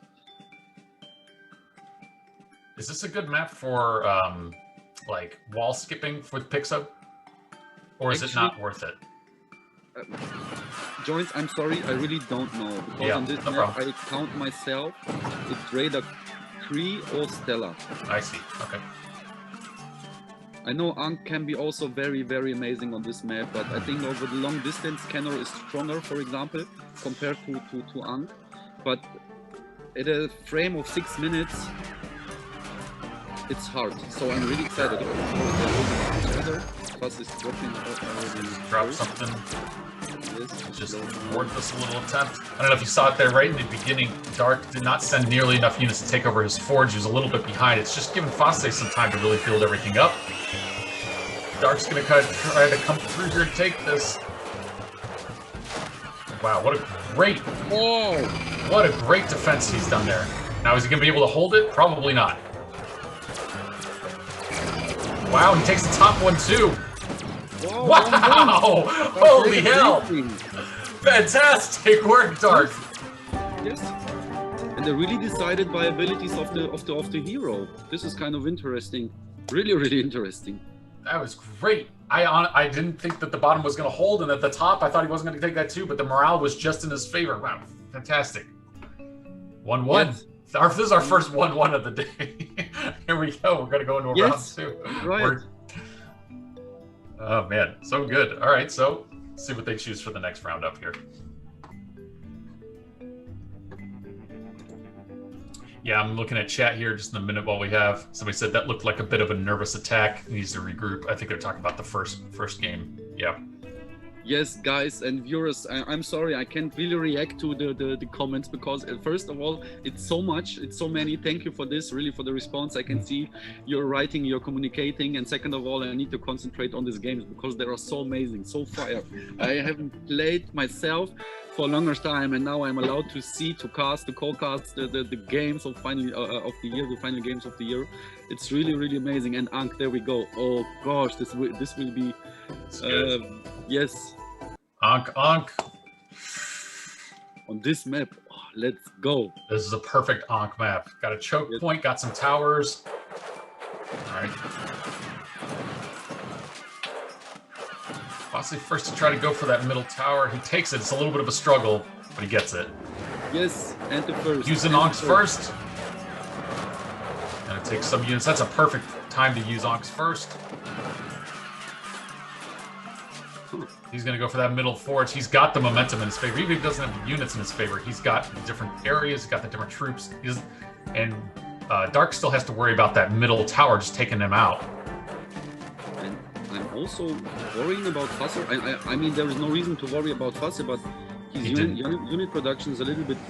Yeah. That's what Dark was waiting for, just to poison him a bit right there. Takes out some more villages. Fosse hasn't even taken his back villages. I think his point was to try to focus all of his attention on the forward ground rather than the back. But to your point, he's going to be sacrificing a lot of... Ooh, tries to use the invincibility, doesn't last very long. Dark Dagger takes it out from underneath him. And actually, Fosse's going to have a hard time here. Yes, there were two attacks on the forge. One was delayed because of the second of Ankh. Maybe he expected that. Fosse knows he needs more troops. He's going to try to take out some of the back base. Yes. This is what I was saying, or talking about a couple of seconds ago, about worrying about Fosse, that he has no unit production at all. Totally. And right now it will be... He knows it. Yes. Wow. Dark Dagger. Fantastic. We got ourselves a matchup. We got Fosse is potentially going to lose this to Dark Dagger, who's up 2-1. This next game is game point. We're going to our fourth game of the day, which is fantastic, right? Yes, and please, viewers, don't forget the players are not informed about which map they will play. They don't know. They enter the lobby, which you see, and then there is the map. They are entered as the last ones, and then you can see the map. So they can't prepare any strategies, but this is the difference between experienced players, for example, or pro players also at the same time. You need to know every map. Yeah. You need to know every map. You need to know every hero on the map, and you need to know the hero to mode combination. So it's a King of the Hill or domination mode. Mm-hmm. Wilford is the choice here. This is a map I'm not familiar with playing. I haven't personally played Wilford on this map, but I can see the strengths that you could use his second very effectively here. What would you say the benefit of Wilford here would be? I think the most benefit from Wilford will be his second. Yeah. To shift the production to one point, to the concentration point. But it can be also a disadvantage at the same time. But if you have only producing villages at your base, defended by a tower, then it could be a really huge advantage. Dark's already updated, gotten a forge real quick. Fosse's just a little bit slow to get out of his base and going. Dark has... This is the opening that Cheese taught me way back in the day that Dark is effectively going for. The difference between Fasse's and Dark Dagger's opening is that Fasse is already on level 4 villages with morale. This is the advantage on this map, to upgrade to the final or to the maximum. Dark's going to go for that middle King of the Hill tower. Here he goes. He's going to be more than equal to take it, or more than equipped rather. Meanwhile, Fasse is going to go for the bottom one, sending everything he can. And he's going to be fine to take that too. He's just a little bit behind on the count, but might not matter. Yes, you definitely need to build up morale. Dark Dagger needs to build up morale quick. The attack won't take long. Yes. Yeah. This is... He lost the advantage he had at the beginning was that he got out of his base quicker than Fasse, but because he didn't take advantage of that, now Fasse has a much higher unit production. He's got higher morale. Bad move to try to go for that tower. He tried to use his 4th to give him 5 stars as he made that tower attempt. Was not enough. Fasse is able to just swing favor or morale in his favor. He's just waiting right now for the perfect opportunity. Yes, but Joins, look at the top. Look at the top. Yeah. Fasse upgrading the towers. Totally. And every time Dark Dagger is feeding his big shroom, he's getting shoot. And morale is on Fasse's side. So, yes. Drops a second forge, goes for that top one. Easy take. Fasse knows it. He's going to go for the back line as well. He's going for everything. This is the big move. Yes. Dark able to hold. He's going to try to go for that bottom King of the Hill tower. It's not going to be enough. Not with the morale difference. Not with the forge difference. And I think Dark Dagger knows it. He's just feeding units in at the moment. Yes. Yeah, he calls it. Ooh, we got ourselves game 5. Yes, very interesting approach. Or two different openings the viewers were able to see now. So remember them. Both has their advantages or disadvantages. It depends on the mode of the map. I don't know if Dark Dagger's opening was the better one for King of the Hill, but let's see. Fasse knows exactly how to work with morale. Absolutely. Great game for both of you. I mean, this is fantastic. We're going to a game 5. It could be anything. First game 5 of the day.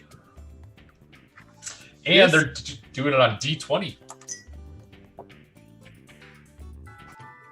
And remember, they'll have to play as Stella. This is the last game. So this is a perfect example. I know that Dark Dagger had to have, what did I say, banned Kree, because otherwise Fasse would have chose Kree in this pairing of players. So, of course. Here we go. Last game. Let's see what happens. This is such a long startup too. How you open here is so influential for the rest of the map. Do you go for the center? Do you try to push past everything? Do you go for that King of the Hill tower? And it looks like both of them have a good idea. Send some troops out to the middle, but also take over that King of the Hill tower so you start building up some high troop count. To be honest, right now I can see difference in time. So they took basically at the same second the big shrooms. Yeah.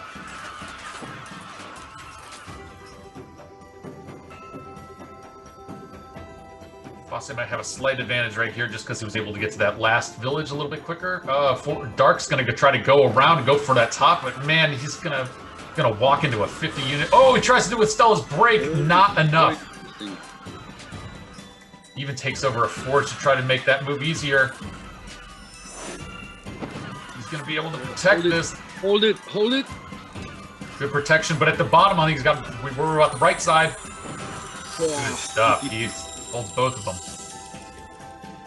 They have a comparable unit amount. Dark Dagger has a slight advantage because he's keeping the 1 star of morale. Yeah. No. Where's he going? Where's he going? Going back up to the top. He really wants to try to take that one village. There's the treason.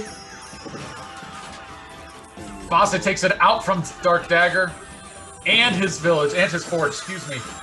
And now he's going to push down. Yes, the ult. Yes, nailed it. Wow. That's it. Fasse owns the middle, the entire middle. He's already celebrating. Dark gives him the thumbs up. But the game didn't look that easy. No, right. He was fighting as well. Fasse, congratulations to you, of course. Yep. Dark Dagger to you as well. Really Absolutely. amazing again. Really good games. Great pairings, too. I mean, that's the most exciting matchups we've seen so far in the quarterfinals. So I appreciate both of those guys playing as hard as they did. But, I mean, that means that Fosse is going to move on. Fosse giving a little tears emoji because freaking Dark Dagger sending all of his units across the map. Across the map. It's the final march. Yeah, exactly. Just trolling everybody now, making everybody wait. All right. Oh, let's go, guys. Oh, God. Now they're just messing with everybody. I mean, this will have an end. There we go. He treasons them all. 8 points left, 6-5. Man, Fosse can't stop with his emojis. There it is. The end. Fosse wins. We all know. Ah, by points. Okay. All right, but that is it. Congratulations, Fosse. You are moving on, which means we are done with the quarterfinals. Yes. Fantastic. So, we are going to semifinals. Oh, excuse me, semifinals. We're done with the No, quarterfinals. We're done with the quarterfinals. Quarters are first. I always confuse these two, so you're fine. We're done with the quarterfinals. Then we'll get into this. We're going to go into the semifinals. Before we can, we're going to be doing a whole new round here for what's to be expected. First of all, just to talk through the players that have made it through, it's going to be Eclipse versus Relly, and then also Eye of the Storm versus Fosse. Those are the 4 players that will make it through here. And like I said before, what we've set up before, the best of 5 and setting up the 5 characters ahead of time, that's not going to be how we're going to choose it this time. Instead, for the semifinals, it's best of 7 matches, and now we're also introducing an element of randomness to these pairings. So, for the first matches here with Eclipse versus Relly, before we get into the matches, instead of both of these players getting together and choosing their heroes, we are going to do a roulette on stream. We're going to spin a wheel, and we're going to give those heroes those players the heroes in order that they have to play. So they don't know, they haven't planned, they haven't banned, they haven't made their selections. Whatever we choose right now, these 2 guys have to play them. And then we'll do the same thing for the following match with Eye of the Storm and Fosse. But for now, I think, are we ready to jump into doing that? I think we are. Just checking. Go, give us 1 second. We're going to jump into that as soon as we have it ready, but just wanted to give you guys a heads up as what we're doing here. And the reason, again, is to keep things fresh, keep these players on their toes. It's easy for everybody to plan. I'm only going to play as Kree today or something like that. I'm only going to play as these 4 characters and these 4 maps, but the more we can introduce things that are going to make these players prove that they are the best of the best, I think the easier for all of us to be like, wow, we saw some amazing strategies. Even whenever things were going bad, they were able to come back and adapt. So pretty good stuff there. It definitely is. I'm also excited about the roulette, to be honest, because we had something comparable the past cup in December last year. It was called Invitational Cup, but let's forget about the name. It was just for fun for the viewers in general, and I'm also excited to see how this will work out this time. So maybe we will get a surprise. Yeah, it's true. So we're going to spin the wheel. Yeah, so we're going to bring up a graphic here. We're going to spin the wheel, and each time everything lands, each time you guys will see it go through, it's going to stop on a specific hero, and then we're going to put that hero as the first that they have to play. We'll do them in the 2nd, 3rd, 4th, 5th, 6th, 7th. And like I said, this is best of 7, so maybe we don't go to all 7 games. Maybe we only go to the first 5, right? But we'll know at least the first 5 have to be played, and then from there, we have the optional 6th and 7th heroes as well. So this is it. I'm just gonna do this first one. Let's do it. Let's spin that wheel. Here it goes. Okay. Moro. First choice is Moro. All right. Crazy hero. I love it. This is one of those heroes that everybody's just a little bit like, oh, okay, great. We'll see what happens. Yes. Second. Let's give that second one. Let's spin that wheel.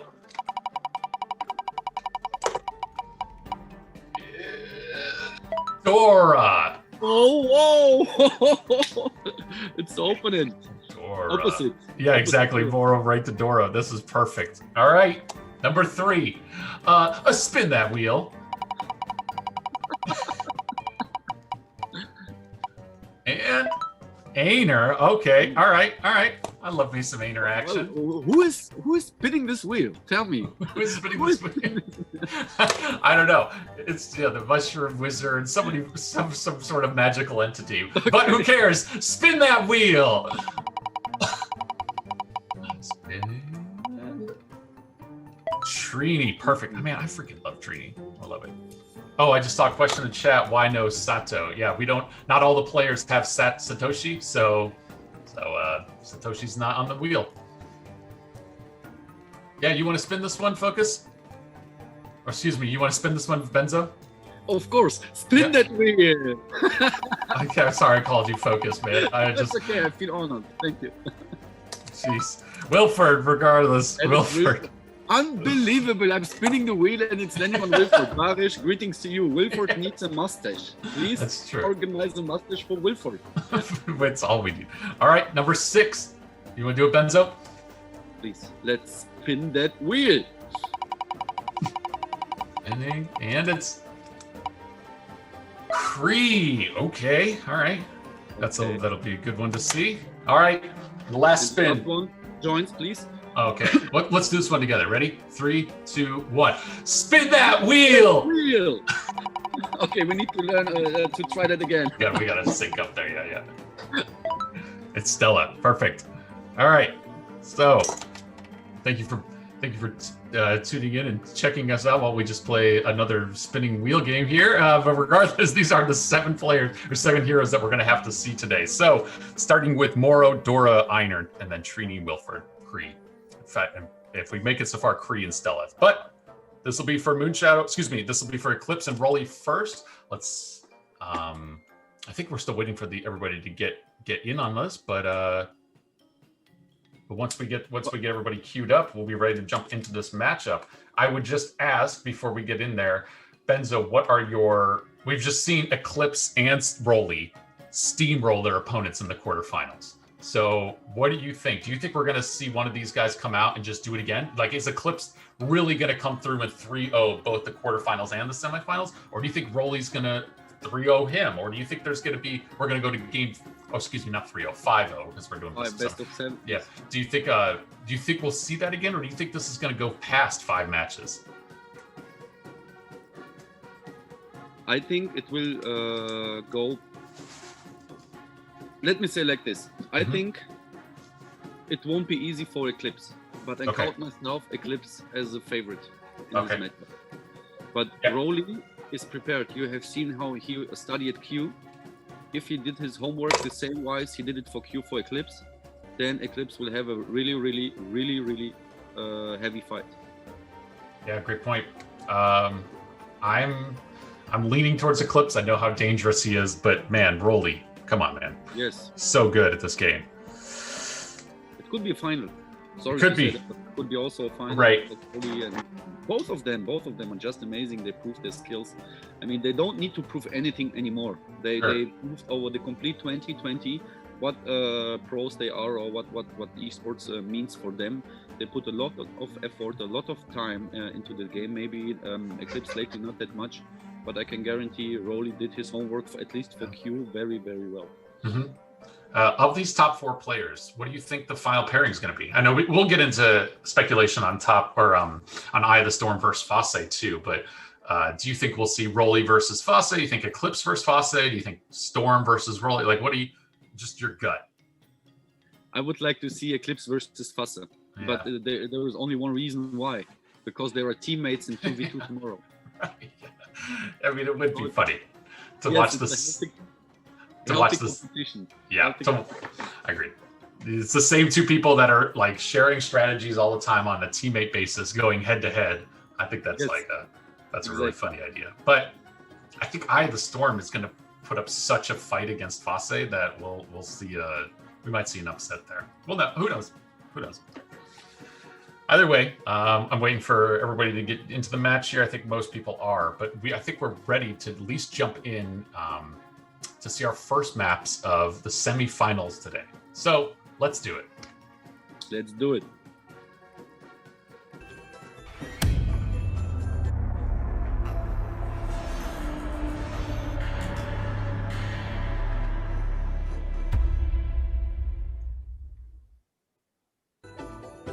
And did you see Barris just popped up in chat? Yes, I have seen that. Mustache for Wilford. By the way, hoodies for joints, my friend. Hoodies for joints. Thank you. Keep the dream alive someday. Still outstanding, yes. Maybe. I love that, like as soon as you said mustache for Wilford, Barris somewhere in the world was like, sorry, what? Like he heard the calling. Like an echo. I heard He's like, I need to go to open up the Twitch stream. I'm being called and being summoned. It, like shows up just like that. D11, that's what I'm seeing Tormod's chose for this first players or for the first matchup. Yes. What was the hero? It was Moro. Moro, yeah. Yes, Moro. Yes, next will be Dora. Yes, then Einar, then Trini.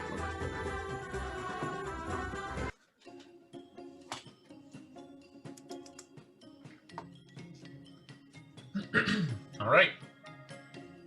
Here we go. Can be a very dangerous map. Especially at this distance with Moro, it can be really dangerous. Both of them giving some hellos. Eclipse is waiting before he sends anything down. He's going to go for that second village because he'll be a little bit more upgraded first rather than upgrading initially. Now he's sending everything over to that last village. Meanwhile, it's going to be hit, taken over by Relly.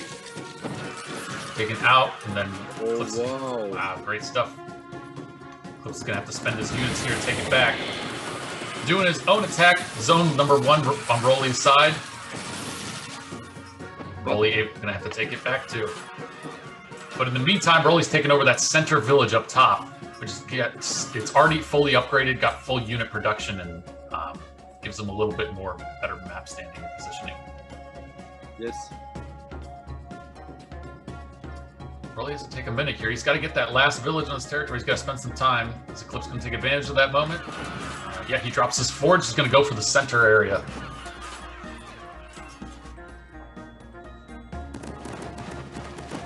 There we go. Relly drops his forge. Looks like he's waiting for a good opportunity too. Man, Eclipse is taking advantage of all of this empty time he's got here just to wait.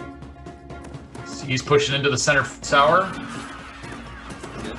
And here comes Relly making a big attack into the base. And he's... So he can grab a lot of Moroi right now. Grabs. Okay, and at the same time, Eclipse has taken out his forge. But Relly made such a good move to take out a lot of Eclipse's base. Eclipse takes it back. It's going to be able to take this. Wow, Relly, fantastic. Oh. He destroyed the complete unit production. Yes, Relly. That's great. Yes. Yeah, that number that top base, you know, he had all that unit production. He had all those units up there. He just waited for the right moment for Eclipse to focus in the bottom, and he sends all of those units out from that top building, uses Moro's third to get whatever advantage in morale whenever they all die. And at that point, you've destroyed the back-end production for Eclipse, and Eclipse had no choice. That was cool. That was crazy. Good stuff. There is definitely a difference between destroying level 3 village or level 1 village, because to retake it needs a lot more units than the level 2 village, because it's, when you take it with the gray units, it's going 1 level down. So you have at least still, or you need a special or certain amount to retake the village back. And I think Relly was lucky because his village was on level 3 and it had a higher defense. So at this point, the first of Eclipse was not working as good as the first from Relly. Yep, I think that's pretty much it. Eclipse, I know Eclipse has said that his favorite hero is Satoshi, but I gotta be honest, Eclipse is one of Eclipse's strongest players or heroes is Dora. So I don't want to put words in Eclipse's mouth. I don't know how much he's played against Relly recently, but I have a feeling that he might have just walked into that map. Being a little bit unexpected, like what am I thinking? Underestimating what Relly was going to bring to the table. So now, though, with Dora being the hero of selection, I think we're going to see a different Eclipse. I think we're going to see a much faster plays here. But it's a spread out map, man. Yes, it's a spread out map, but it's kind of it's not a small map. Yeah. let's say medium size. So it's not especially a huge advantage for Dora here, but then you can see the quick movement of Eclipse, you can see the quick movement of Relly. It's so on point. They exactly know what they do. It's going to take some time here. They're upgrading before they take out either of their center domination towers. Here comes a snake. There it is. Eclipse snakes down to his bottom, and he's going to snake backwards, and he's going to go for his own domination tower. Wow, Eclipse or Relly's going to try to go for that bottom tower, excuse me, forge. Using a gust to try to propel him. Not enough. Good defense there by Eclipse. Eclipse freezes morale, knows that this is going to be so crucial for him. He freezes the morale right at the right time. No, Relly was freezing the morale. Oh, excuse me. Yes, right. No worries. Relly was freezing the morale not to get hard hit or hard disadvantage with morale. So this is why he dropped his second. But it was way too late. He had a disadvantage of 2 stars already. Oh my god, I misread that. I thought he froze it because he saw that he was going to attack the opposite forge and he wanted to be able to just not give any bonuses there over to Relly. Either way, Relly quit. He knew he had lost that one. Eclipse takes that really quickly. Yes. Good pairing. that's definitely good pairing. Definitely good pairing. Let's see what will be the next map. That's what I was expecting Eclipse to come out with. So yeah. Okay. All right. On this map, Einer. Oh wow, this will be hard. This will be really hard. I missed the map. Is it something with lots of towers, or probably not? If you're saying. It's just a huge map, and villages are nearby. So if you will get the chance, you can still use the second or the nearby village. But let's see. Microseconds can decide about win or lose. Totally.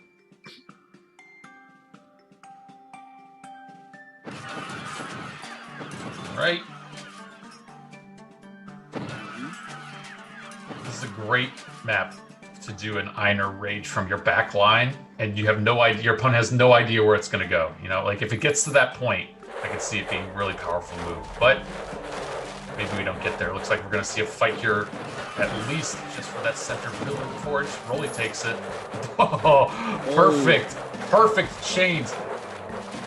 Gets all of his units stuck in there, and if Eclipse can capitalize on this by taking out some more areas inside here, just taking maybe a little bit too long, but no. Oh wow. Yes, he took the complete middle. This will be hard for wow, already the Alpha's ready loaded. There we go. Eclipse has already burned him out. Here comes a rage. Is it gonna be enough to take over that center forge? Gonna be no. And here comes Eclipse with the counterattack coming into the back base. Defend, taken. Takes the top as well. Only 3 villages left. Relly knows it. He calls it. Eclipse up 2-1. I think Relly was not expecting to get the chains in the forge, in the middle forge. He was not expecting that. And at that point, you can see, like, it's a mental game at that point. As soon as the chains come off, your gut is to send your units out of the chains in order to try to take some of that territory back. But your opponent always knows, as soon as that happens, okay, I'll just march in there. And that's exactly what Eclipse did. He had taken that moment to taken some of the surrounding territory, and as soon as as soon as Relly jumps out, Eclipse just counterattacks. Good stuff. Yes, definitely good stuff. Let's see. Let's see the next map. Yes. Oh no, it's not a match point. It's not a match point. I was about to say, but it's best of 7, so everything is fine. Yeah. I was going to remind everybody that too. Good call. So this will be. I have to have at least one more win. 2 more wins for Eclipse to win this. Yes. This will be. Now it's Trini. Very interesting. Could be a very interesting map for Trini, to be honest, because you have a level 5 main village, and if you freeze this unit production over there, huge disadvantage. But okay, this is good that the heroes are mirrored. Oh, they're trying to poll in chat too. Everybody wants to jump in that. Never mind, the poll's not working. Just wait for the poll. Okay. All right. Both heroes starting on the left side. They can stand out. They can attack. Nope. They know exactly how to open up this map. Spread to the right. Oh. Wow. Eclipse. I think Eclipse doesn't have the advantage here. He does. What do I know? Man, Eclipse. Even with the frozen, both of them freeze both of their forges. Eclipse able to keep that away from Relly's control. Yes, and crazy timing.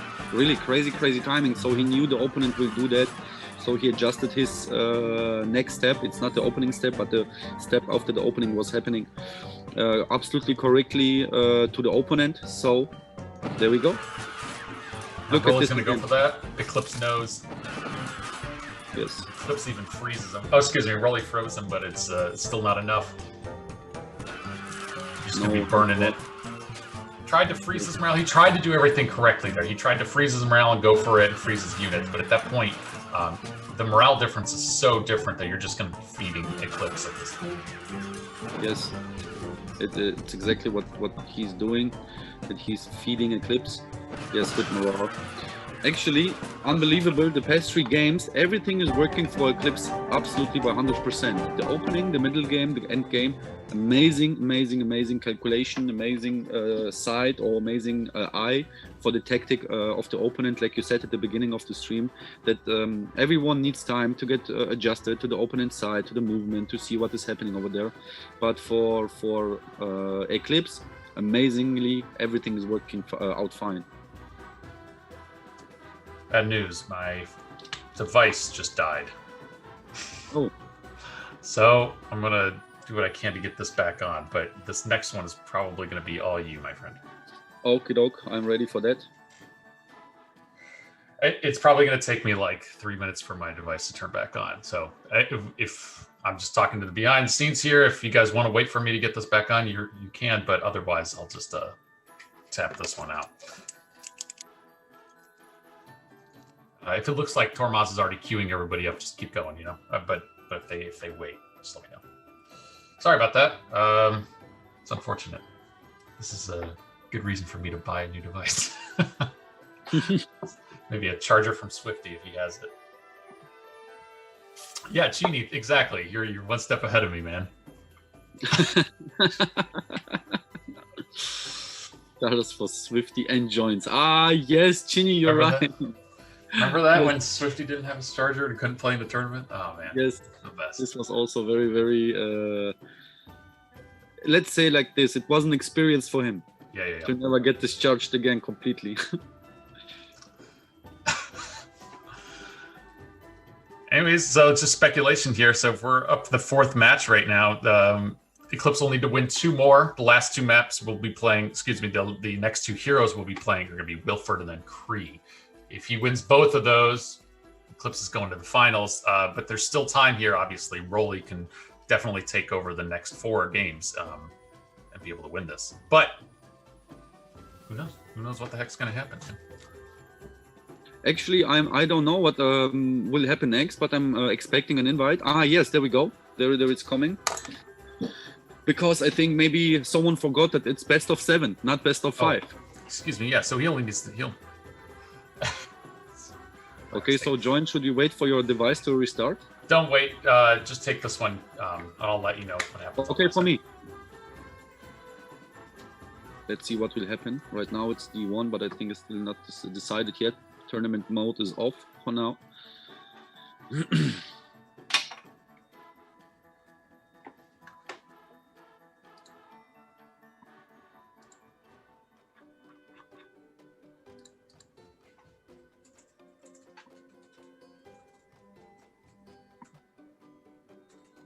Sorry, I'm just I don't mean to be not talking right now. I'm just communicating behind the scenes to make sure everybody knows what's going on. I'm restarting my device. They should continue without me. Yes, it's organized. It's D47. It's D47 in King of the Hill mode. D47. I'll write this down just so I can keep track. Yes. This would be Wilford, right? What will be the hero now? The next hero after Trini? It will be Wilford. Okie dokie. This sounds good. Let's see then the game. Wilford on such a small map. Okay, very interesting. Sorry, this is match point. If Eclipse wins this, this is going to be him taking the series. I kept misspeaking there, but since it's best of John, 7. Thank you very much for reminding. I already forgot. Yeah. Yes, it's 3-1 for Eclipse. It's match point. It's King of the Hill mode. So Rolly, let's go. It's time about to show something. At the right side, Eclipse. At the left side, Rolly. They are doing different openings, a little bit different openings, but none of them is doing the Aleph or the Druid opening. Wow, amazing reaction time. Why? Okay, Eclipse was not reacting at all. It's a 3-2. Rolly, well done. Yeah, we're going to a 3-2. Rolly, we are going to the next match. Yes, it's a 3-2 right now. We will see next match. I'm watching the replay on Twitch as it comes up right now. Man! Yes, quick, amazingly quick. Fantastic. Okay, my device is back up. Hopefully I can, you know what? It looked a little bit like Eclipse was not able to throw his first ability, because I know from the past it's definitely the case, or it was the case, that you are not able to drop the first ability or any ability at the first drop. So you need like to do it up to 3 times. So, and if the opponent is able to do that just by coincidence, but the first time, of course, you have a delay, especially in Forge, especially with Wilford, and then you can end up like this. Yeah. So this will be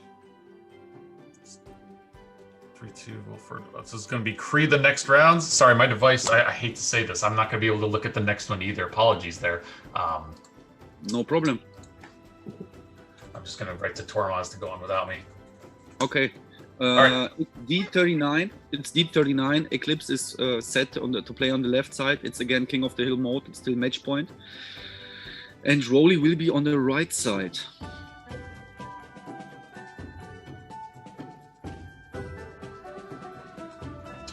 Just going to watch chat like this. The brawler will be the hero will be Cree. I'm sorry. I'm really sorry, hero. I'm talking about another. Yeah, no worries. Just looking at chat here, making sure I'm staying up to date with everybody else saying. I'm just going to watch the replay as it comes through on Twitch. So I'll be a couple minutes.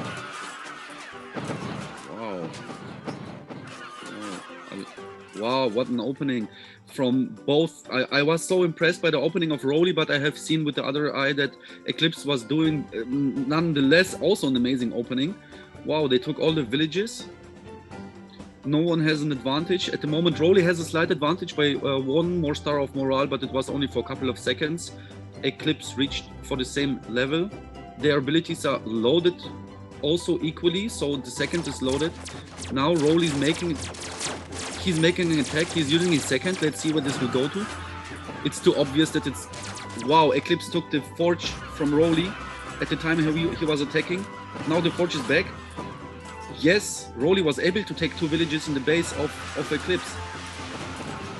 And he's able to hold one village by using Kree's first. Amazing. This is good. This is very good. This is a comfortable position. He has a slight advantage with units. Okay, not anymore. Eclipse dropped his ult. Yes, there is no advantage anymore. But Rolly took the big shroom, so the time is working towards him. No, wow, the density, oh my gosh. The density of the snake of Eclipse, it's unbelievable. It would surprise me if Eclipse wouldn't take it. Oh gosh, keep the tower. Rolly, keep the tower. Yes, amazing. Okay, almost back to the roots. No, they used Rolly was clever enough to use his third, but Eclipse had his third loaded as well. No. You can see the direction of the units. Eclipse has an advantage. He has double the amount of units and he has 1 more star of morale. So this will be really hard. He took the second King of the Hill tower. So the time is definitely working against Rolly. And he took the third King of the Hill Tower. Oh no, Rolly managed to took it back to hold it. Oh, what a thick snake. Amazing. What will he do from here on? Let's go. Do the attack. Do the attack. Rolly has a slight advantage with 1 star of morale and units, double up units. Wow, amazing. Takes the tower. He took the tower. Oh my god. The base. No. Eclipse is looking a little bit lost on this map because a lot is going on. The third was dropped, but it looks accidentally to be on. Ah, okay. No, he holded the units back in the tower to defend the forge. Wow. Watch out, Rolly. Wow. What a match. It's a 3-3. Joins. It's a 3-3. No way. Seriously? Seriously. Rolly, amazing game. My friend. Wow. Wow. Yo, dude, I'm watching the stream. I'm like a couple seconds behind what you're saying. And I'm like, no, there's no way he could do what you said that he does in a couple seconds, Yes, and then he he does. did. Wow, the sequence of throwing of abilities. Wow, it was amazing. Oh gosh. Rolly got lucky that he spared his mana for his third ability. Wow, wow, wow, wow! What a game! Yes, Dude. Yes. Oh god, we're going for What a game! You did so good there. I was hanging on every word. I was like, what's gonna happen? What's gonna happen? I'm like staring at my screen. Yeah, good stuff, man. Sorry about that. My device is back up, so I'm gonna jump in. I mean, in perfect timing for a game 7. I get to. Yes. Oh, so good. What a game! Okay, let me tell everybody that I'm back up. Well, okay, well, Rolly has proved that he deserves to be here. He had Definitely. a really strong first game. Eclipse came back and was like, no, excuse me, I'm Eclipse. Let me take these next games and show you how this is going to work. And then followed by 2 back-to-back huge fights for victory. Eclipse has to be sweating, man. It's no longer like a guaranteed thing. Yes. And Rolly's got to be feeling so good. Man, what a good fight. I want to go back and watch that replay later. Or somebody needs to write the replay number if they can in chat. Like, I just need to be able to memorize that so I can go find it. But, Yes. all right, it looks like we're going to end today on D3 with these two. Not end the whole day, but you know what I mean. Yes, D3 in King of the Hill Mountain is one of my favorite maps. It's not one of my favorite. It's my favorite 1v1 map, to be honest. No way, D3. really? Yes, really. Okay. Not because it has good position of villages. It's huge. It's long. You can have different openings. I like this. I like this map very, very much. Totally. Looking at the chat while we see this. Let's see. Hey, Mysterious says, I'm sensing Rolly will be in the finals. He has more in real morale right now. He has more in real life morale. Like his personal morale is like higher. All right. Damn. Nice. All right, nice. there we go. Rolly's in the match. This is like one of my favorite maps. I can play this map endlessly, you know, because there's just so many weird things you can do here. And reminder, it'll be Stella for both these guys, so expect to see a lot of shield breaks. Expect to see some treasons. And Stella's just so much fun when you watch because you can kind of see what's going to happen, but then there's always some crazy stuff that comes out of nowhere. Oh gosh, I'm excited what they will do with the towers, to be honest. If they will build towers again, or if they will convert them to forges. All right, this is it for all the marbles. Let's see how they start out. Okay. Rolly sending bottom. Eclipse going for the bottom too. Actually, Rolly's going for the top, and he's just trying to take out something in the middle area. And Rolly's so strong up to the top. He's going to keep pushing. No, Rolly messed up in his base. You think so?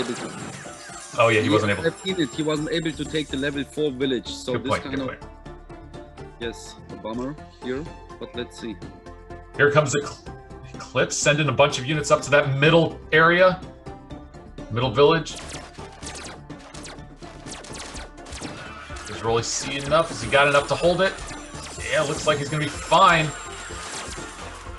Meanwhile, Eclipse is trying for that bottom king of the hill tower. He's fine. He takes it as well. Rolly with a separate counterattack coming in for the bottom villages. Gets treasoned. And here comes the counterattack from Eclipse to the bottom. Is it going to be enough? Can he hold it? Can Rolly hold it? Rolly holds it. It can be really dangerous for Eclipse at this point. I know the time is working towards Eclipse because he took the King of the Hill Tower at first. But look at the morale, joints. Yeah. 3 stars difference. Oh gosh. Oh whoa, gosh. What a Second crazy four. move. 40 on the backside. This is Wow. positionally. Rolly got more forges, takes it back, takes a village. And Okay, there you go. Eclipse is taking it. Moral advantage. Almost double up the units. There's the break. Oh, Eclipse able to hold it. Oh. Eclipse, it's taken from Rolly. Oh god, Rolly got it. He's gonna go for one of those King of the Hill towers. Easily takes it. Here's the big push into the back line for Eclipse. This is looking. This is the win for Rolly. Rolly Wow. coming from behind. Oh, fudge, man. Amazing. Rolly, amazing. Rolly, good. Oh my god. I don't mean to celebrate Eclipse losing. It's just the upset is so unbelievable. I'm so surprised. I'm really surprised because we talked about this at the beginning, and believe me, I think Rolly needs a B in front of Rolly. Yeah. But it's Dragon Ball Inside. It means Broly. Oh, yeah, exactly. That's so good. Congratulations, Rolly. Man, Eclipse, congrats to, I mean, I don't need to sing your praises. I don't need to explain to everybody how good you are and how much you know this game. But Rolly, from being down 3-1 and coming back and winning that series against Eclipse, who we were favoring to go to the finals and potentially win today, unbelievable. Congrats, man. See you in the finals for some other great games by you. All right, I need to let my heart die down a bit. Respect, really respect. But wait, are they replaying? Why is there an invite again for Rolly and Eclipse? I don't know. Yeah, I assume they were just making a mistake here. I'm going to leave that. Oh, yes, just re-invite, yes. Yeah. Oh, well played. So good. All right, otherwise, the next maps. But everything else for the semifinals, let's talk about them. Semifinals are going to be Fase versus, Fase versus Eye of the Storm. Eye of the Storm, exactly. Yep. And we are in the semifinals, not in the quarterfinal. What did I say? Did I say semifinals again? No. I said semis. Everything is fine. I'm just kidding with Sioka. Oh, yeah, that makes sense. Yes, actually, I'm afraid to say something about the upcoming match because I know Eye of the Storm is super experienced. Fase is Fase. We know them. He's experienced unbelievably well. So let's see. 15 years age versus 23. But before we get into those, we have to do another roulette. Is that true? Actually, let me. Okay, my mistake. The roulette going to take place during the final or before the finals will take place. Yeah, that makes sense. So the roulette sticks. I thought we were going to do another roulette, and these guys had to play a separate set of characters. But my mistake. Same set. Moro, Dora, Einar, blah blah blah blah blah. So we all know the rules. We all know how that'll set up. So let's talk expectations. Eye of the Storm, Fase. What do you think? I am cheering up for Fase, definitely. I count him as one of the best players, but it's not because I'm cheering up. I think he is a very... I need to be careful what I would like to say about him, because I think he was like a driving force of the community of the Mushroom Wars, and it's kind of sad that he didn't left, but he's not that active anymore because of some circumstances. But I think he is a very nice guy. He has a vision what can happen to this game, what can happen to the community.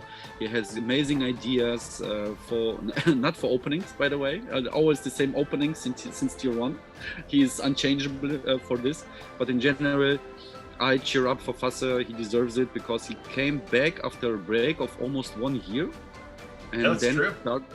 He started to train. I know to that time Barish and me were also grinding hard in 2v2, and we started to train with them, with Eclipse and with Fase. And what should I say? He's at his best form right now, I think, or maybe this is one of his best years. So he's definitely a pretendant for number 1 for first place. I couldn't have said it better myself, man. I will personally, just for sake of competition, I'm going to go for Eye of the Storm. You go for Fase. I think Eye of the Storm, he's enough new blood. Let's get into these matches, though. We'll talk about it later. First rounds, let's go.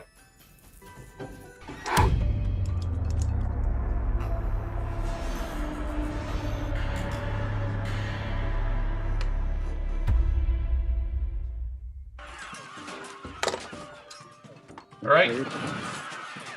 Fosse taking a big push out. Fosse has not. Excuse me. Neither of them have. Excuse me. I was going to say he hasn't taken that center village, but neither of them have.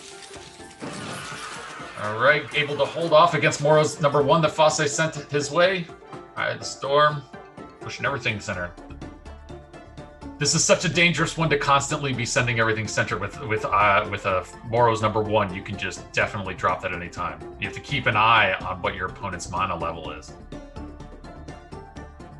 Here we go. Fosse sending up in the middle. Meanwhile, taking that middle forge. Gets it. Able to take the middle village as well. Whew. Really quickly turns that into a tower. Just some extra levels of defense there, making Fosse have to work a little bit harder to send everything through. I'm kind of wondering about what is going on. Yeah. Eye of the Storm is not upgrading the villages, so he has still 1, 2, 3, 4 level 2 villages. I don't know if it's kind of a tactic, of a plan, of an early attack or something. Feels like he's got something brewing. Like, why else would he purposefully do that? But okay, let's see what will happen next. I mean, if you leave some villages on level 2, let's say level 2, level 1, whatever, you still have the option to get some morale by upgrading them. But of course, you're not getting the same mana amount or morale amount, excuse me, if you upgrade from level 2 to 3. It's the biggest amount. It's from 3 to level 4. Yeah. So let's see. There you go, Fosse doing a counterattack. He does his own cast of Moro's number 3 so that he gets as many. Oh, drops his own forge to just do an extra little bonus there. Wow, what a fantastic move. Fosse able to take those villages. However, is he going to be able to support this? He's sending in his reinforcements there. Loses it. Is he going to take it back? Takes it back. That center tower is so detrimental to anything that Fosse sends out. Yes, what a fight. It's combat. It's a nearby combat right now going on. There's so many different attacks to be aware of. There's stuff that's going on in Fosse's base. Fosse keeps sending his number 1s over into the middle of Eye of the Storm space to try to take out that forge. And there it is. All the shift goes back into the middle tower. Eye of the Storm going to make a big push into Fosse's base, knowing that he has the benefit of the troop count. Fosse doing whatever he can to defend. Does defend. Loses the top one. Fosse there knows he's out. Calls it. There was a short point. I didn't even recognize it, but it shifted towards Eye of the Storm. Fosse defended so well at the beginning, and then at some point, it's really the game shifted towards Storm's advantage. Yeah.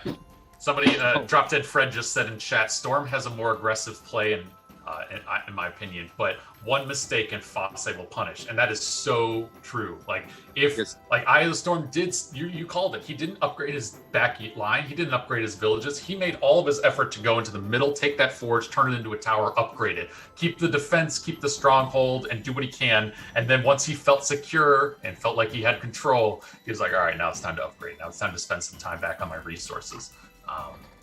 Yes, I agree on that. Yes, you're absolutely right on that point. Oh gosh.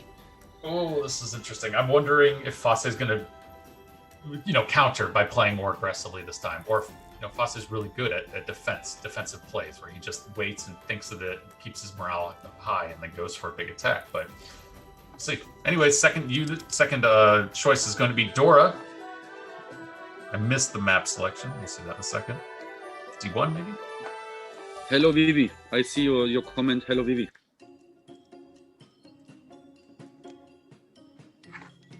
Ah, there it is, D1. Yep. All right, we're starting up.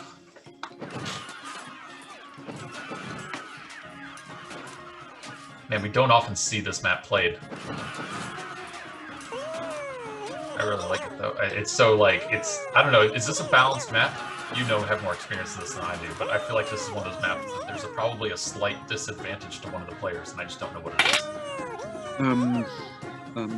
Yes, this map is balanced. Yeah.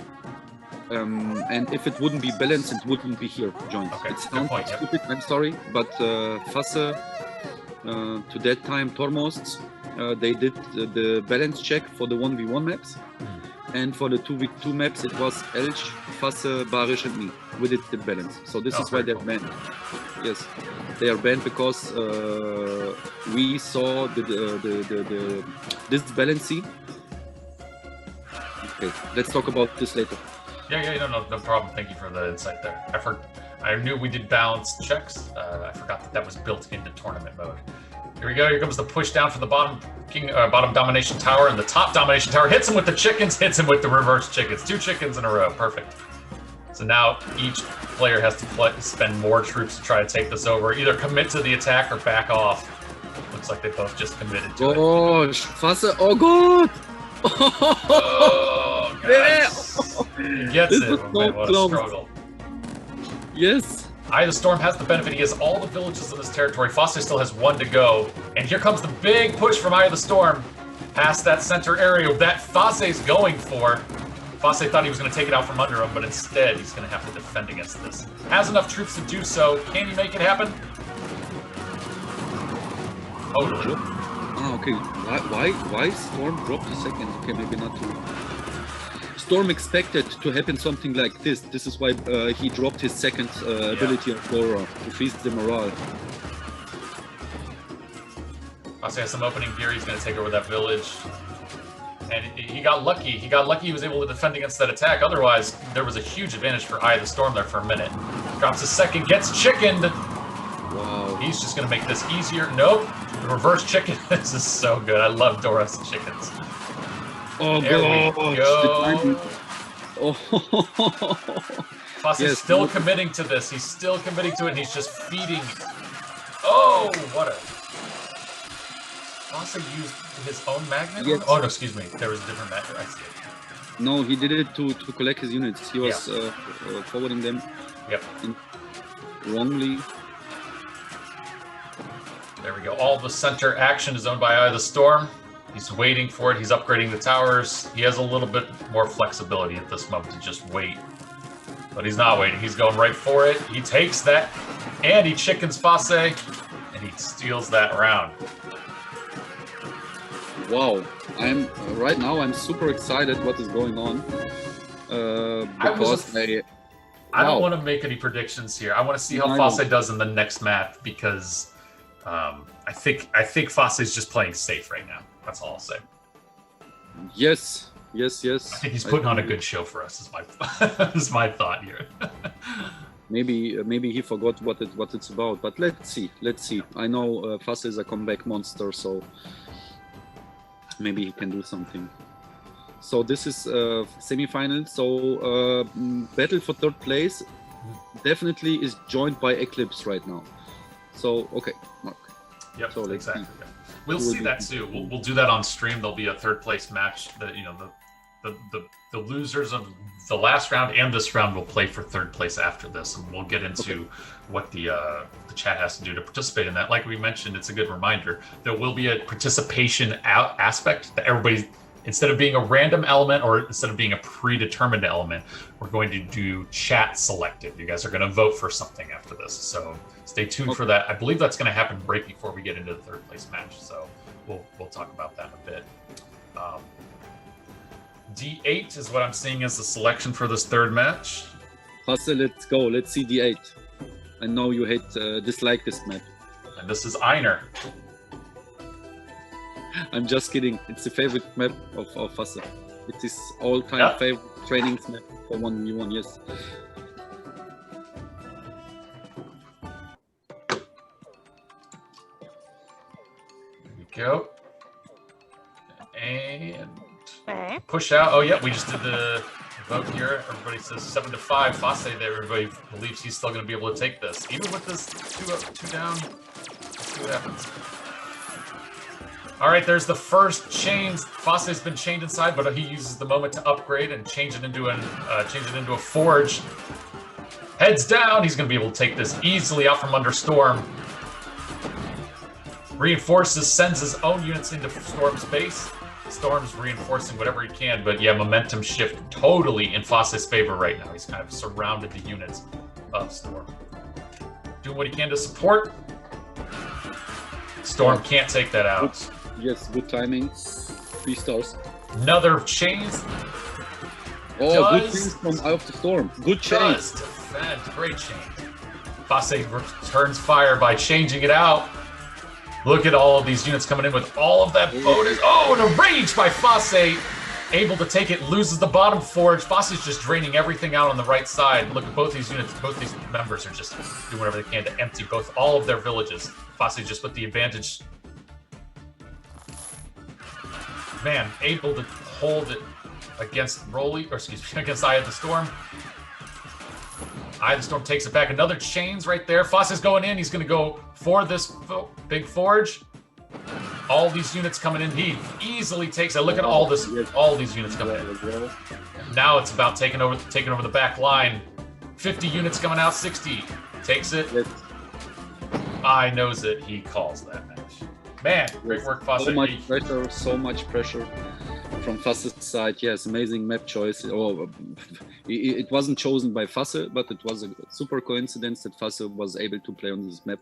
Yeah. Nevertheless, you can see the defense of excuse me, you could see the defense of Storm. It was also very good. The first chain he dropped as Fosse was near his forge. It was amazing. He stopped all the huge amount of units which were stored in that village or in that house. Very, very, very good eye.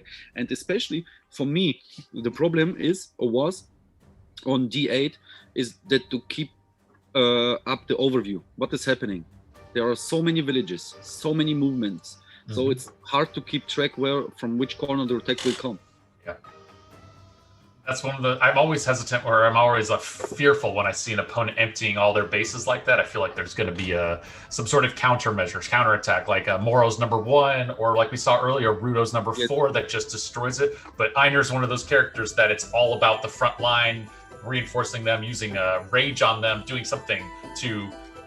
There's no real attack that you can do on a back line while people are doing that. So there was no threat, and they both knew that, and that's why they were able to do that so well. All right, going into game 4 here. Eye of the Storm still up 2-1.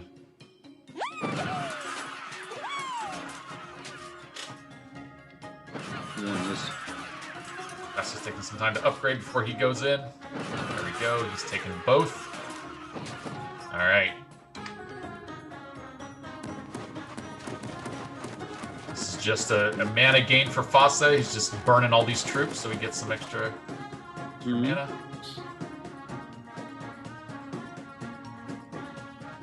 Taking some time. Drops his forge. Fosse going for the top village right there. Still just burning. Drops his own forge. Third is ready. Comes the big push for the middle. Fosse is going to be able to take this. He freezes him maybe a little bit too early, but it doesn't matter. He's still able to take him, no problem. And there comes the bees. Going to be able to easily take this out. Is it going to matter too much? He's trying to make a separate attack to take out multiple forge or multiple villages. This is going to drop Fosse's village production. If he can capitalize on it, this is going to be huge. And it looks like he has totally decimated Fosse's building or potential and takes that 4th game. Yes, wow. So it's 3-1. It's 3-1. That's game point. This is very interesting. I'm very surprised to see the experience or the patience of Eye of the Storm. He waited. He knew exactly what Fosse will do. Maybe he saw it on a replay of him. On some other cup, he played the same tactic. I don't know, but he was well prepared. We did open with D16 at a previous cup, and I'm positive there was a lot of effort and attention put into that of like, okay, I know that there's always going to be an opening that's going to go right for the tower. So instead, with Trini, let's just do some bees, and you timed that so well. Hey, my theory, I got to say, since we're up to match point and Eye of the Storm looks like he might take it, I got to say, I think after Eclipse got taken out, I have a feeling that Fosse lost a lot of his personal morale here. Like, that's a huge blow to be like, hey, I was really expecting me and Eclipse to go to the finals together. Watch as Eclipse get taken out. I have to feel like he probably got a little bit in his own head, seeing how these matches have played together. But anyways, match point. This could be it for Eye of the Storm. So we're playing on King of the Hill mode. And this is such a tricky map, man. Yes. Fosse on the left, sending all of his units out. He's just going to try to reinforce the left side. isn't able to take it from Eye of the Storm. Eye of the Storm's on the right side, takes out Fosse's secondary base. Fosse's down to 1 village. 2 villages. Unreal. This is unreal. That's it. There's no way Fosse could come back with 1 village and 1 tower or 1 forge. And he knows it, and he calls it. Wow. Congratulations to Eye of the Storm. Wow. It's a 5. That's it. No, it's a 4-1. It's a 4-1. That's it. No, that's it. Yes, correct. Congratulations, wow. Eye of the Storm, man. So we know what's happening. You know, what's funny is we thought the finals would be Eclipse versus Fosse. Instead, it's 3rd and 4th place are Eclipse versus Fosse. So, wow, amazing. That is so good. I wish to see them, and a couple of minutes ago I thought, well, my thoughts were like, oh, snap, we won't be able to see them, but let's wait. Maybe we can see them to battle for 3rd place. So, yep. Super nice. Super nice. I gotta say, Eye of the Storm, honestly, 15 years old, coming in here, killing it the first two series that we're doing.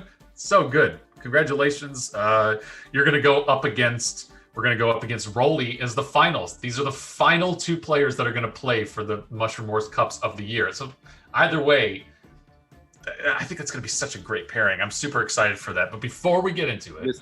I think we're gonna take a break. Everybody's gonna get a drink of water. We're all gonna calm down. We're gonna just relax and do some meditation so that our heart rates go down, and then we're gonna jump into 3rd and 4th place matches, and then we'll finally do our finals for today. But stay tuned. We'll be back in a little bit, and I want to remind all of you guys to vote too. So what we're gonna do is for these 3rd and 4th place matches, and for the first and for the final matches, you're going to participate in the vote for the heroes. But I think this is going to take place once we come back, or is it going to take place during the break? Somebody tell me.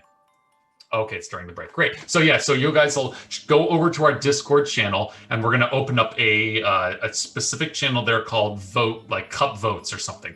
Cup Vote channel. You guys are going to see all of the hero selections, and from there you can just vote on whatever heroes you want to be played. The top, we're going to do for the final games today. They're going to be best of 9. So of the highest order, the top 9, that's how we're going to seed those the heroes in selection order for these 4 players, for this 3rd, 4th place match and the 1st and 2nd place match. Yes. So head over to the channel. We're going to take a break. And while we're at break, please vote. Your vote matters, all that stuff. And anyways, we'll be back in a bit. See you soon.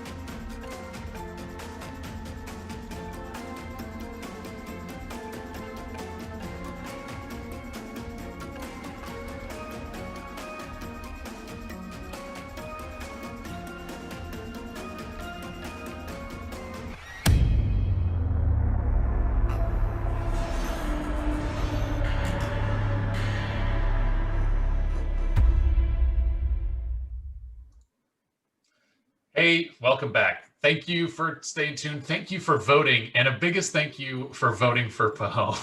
Oh my God, I love it. I thought the same. I really thought the same. I didn't get a chance to say it before we went to a break, and I was like, oh crap, I hope they vote for Pahom. 34 votes for Pahom, and then is the #1. So one way or another, we're seeing at least 2 games today with Pahom. Oh, so happy. So I'm happy as well, but I know who's not happy that much, and it's definitely Fasse because he hates Pahom. It's the players. The players aren't happy about this, but I'm happy. That's all that matters, right? Joints, I'm happy as well. I took at several cups, at several finals, I took Pahom just because I like to play him and just to prove he's not that bad. Exactly. I totally agree. I've loved those whenever somebody's like, you know what? Let's just give Pahom a W right now. And maybe you can remember, I think it was the past year, October 2019, there was a cup. We were not allowed to use first and fourth ability. Yeah. So you had to go with heroes which are good with the second and third ability. And to be honest, these are the best abilities of Pahom, almost the best abilities. Totally. So we're gonna run a lottery for everybody. I just wanted to look at what the lottery was gonna be, and I saw Chidi was give chat back to the people. No, it is not the lottery. The lottery is what is the lottery? We voted. Everybody type in ! We voted to jump in the lottery. But also, let's talk about the top 9, the characters that have to be played today. So. We're going to go into the 3rd and 4th place match, but before we get into those, the top 9 characters are Pahom. The first game is going to be played with Pahom. Thank you for voting. Thank you. And then it's going to be Kenner, Klotz, Shia, Rudo, Martio, Ankh, Wilford, and Kree. We'll have a graphic up here, you guys. You'll see it in a minute here. And that'll apply for both the 3rd and 4th place matches as well as the 1st and 2nd place matches. I also want to type in ! We voted, so give me a second. I want to get in on the action.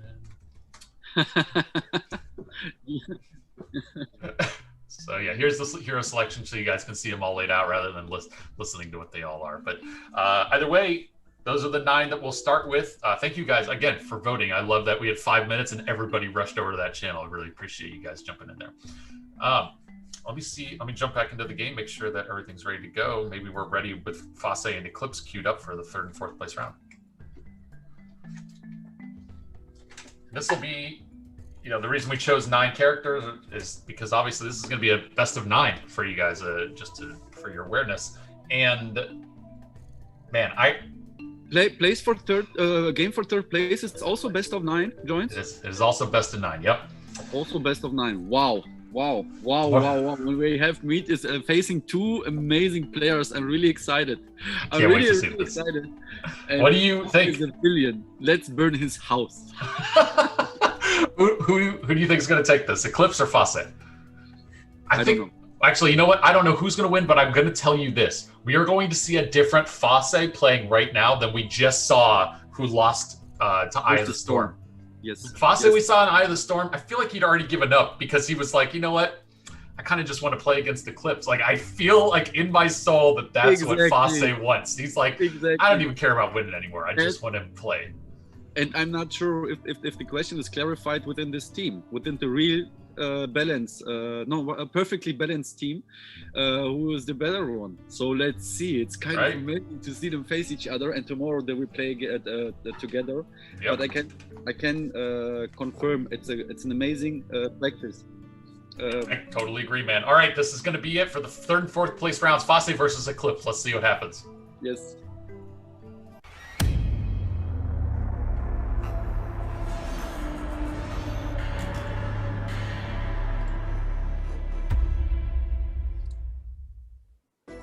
Let's go and see it. Go.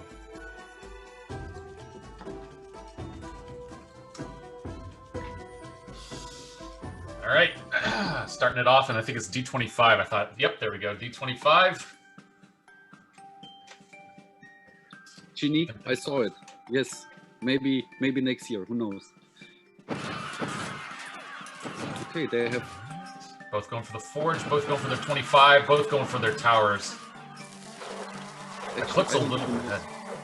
Excuse me, I meant to say Domination Towers, not the actual shooty towers. Oh, Wow, made a mistake. Fosse made a mistake. Wow, Eclipse is expanding so quick on this Yeah. map. Eclipse always surprises me with how good he is on that stuff. Fosse sending everything into that center, but he's just gonna. Is it just to squirrel him away? I thought he was setting up for a good snake out of that bottom forge. Here comes the big attack for the gateway mushrooms. Eclipse takes it. He's got a huge number of units in there. Sends it with Pahom's number 4. Panic! Everybody out.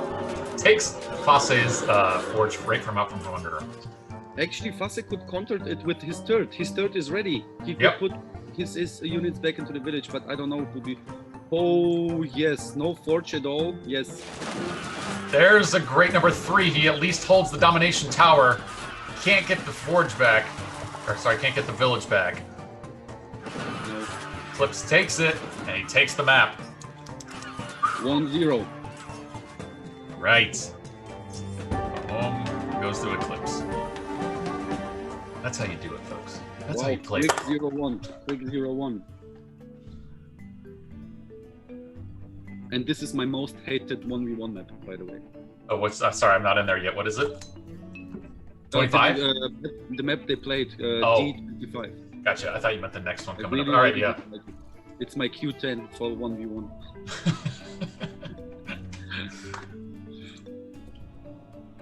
Oh, let's see who won. Let's see who won the giveaway.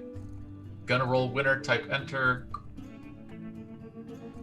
Z-Sense. Oh, congrats, Z-Sense. You won the giveaway. Yes, greetings to Hungary. And I think we will see Z-Sense tomorrow as well. Mm-hmm.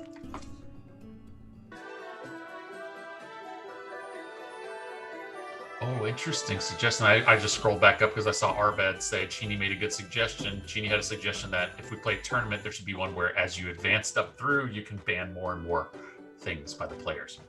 That's a cool idea. All right, anyways, jumping into the second round here. Both playing as Kenner. I love this map. I'm terrible at this map, but I love this map. Me as well, joined. Really, Mhm. me as well. Yeah. I love this map. I've just had so many experiences on this map where it goes back and forth, and it just makes some really exciting matches because it's so equally matched. That's perfect. Both Eclipse and Fosse send the perfect number of units to take over that. Not a unit wasted. Same thing here. Both of them taking their tower very easily. And here comes Eclipse, or sorry, Fosse pushing down first, drops a forge. Eclipse does the same thing, drops a forge. Here comes for the bottom towers and the top towers, respectively. Fosse a little bit ahead, not too much though. Both going for the second. Oh, and there's the bomb a little bit late on it.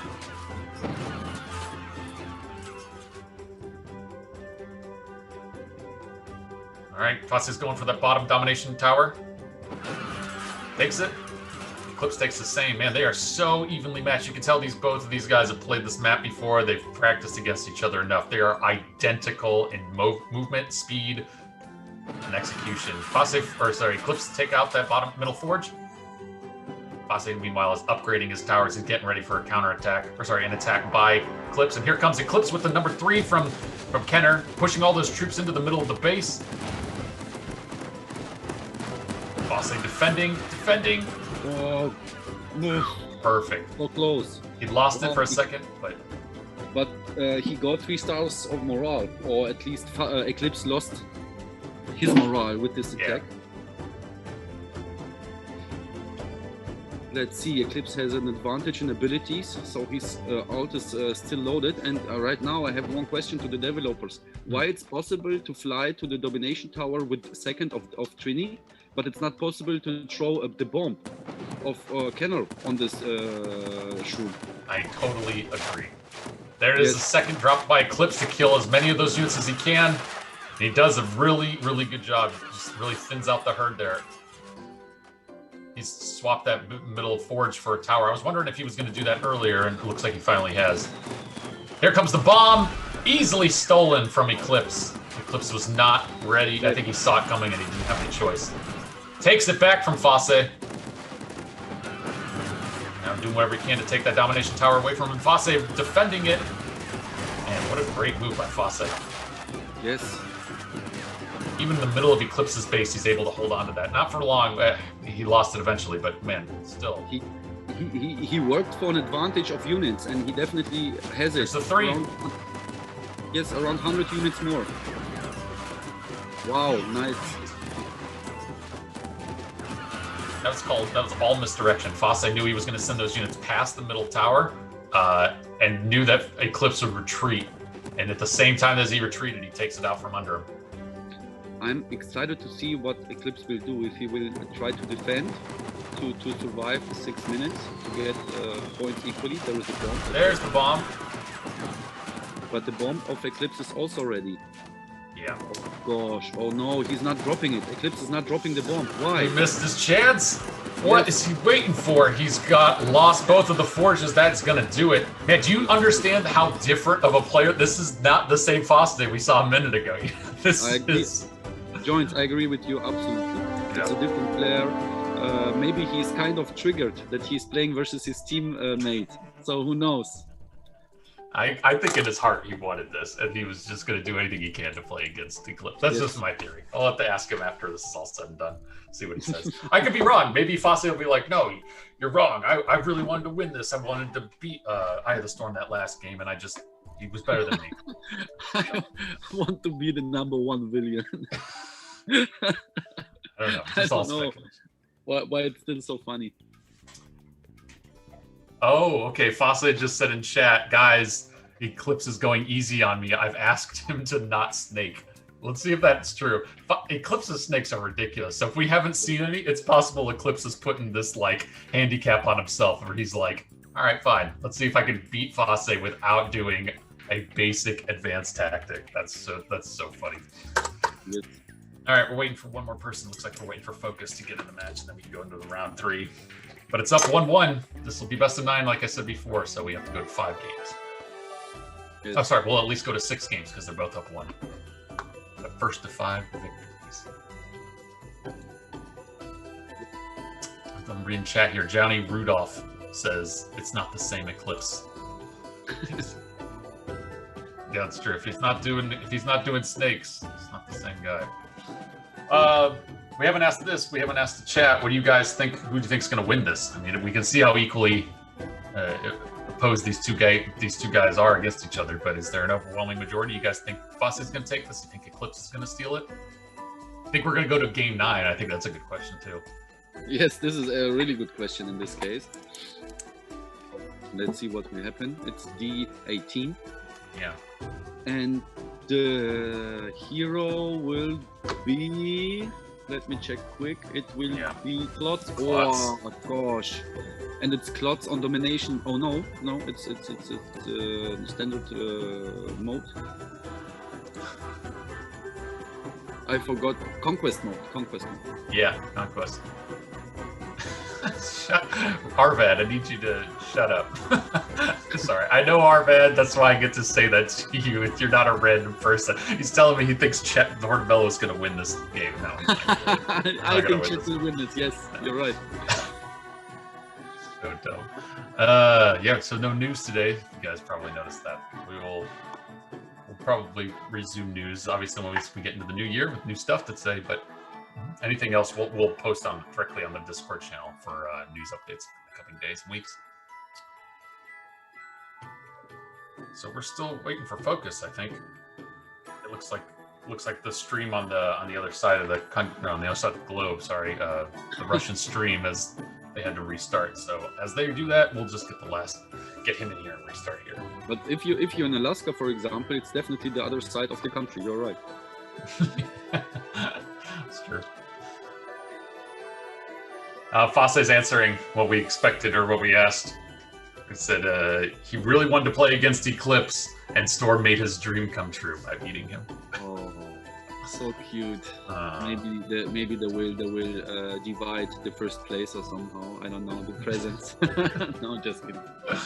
Maybe there's an agreement between Eye of the Storm and Fuzz that he will get like 1/3 of the prize money, just to let him pass, and then the 50 from third place, and there you go, you're 150, 150. Yeah. It's all a conspiracy. He was like, exactly. You know, he's like, all right, it'll cost you. Yeah.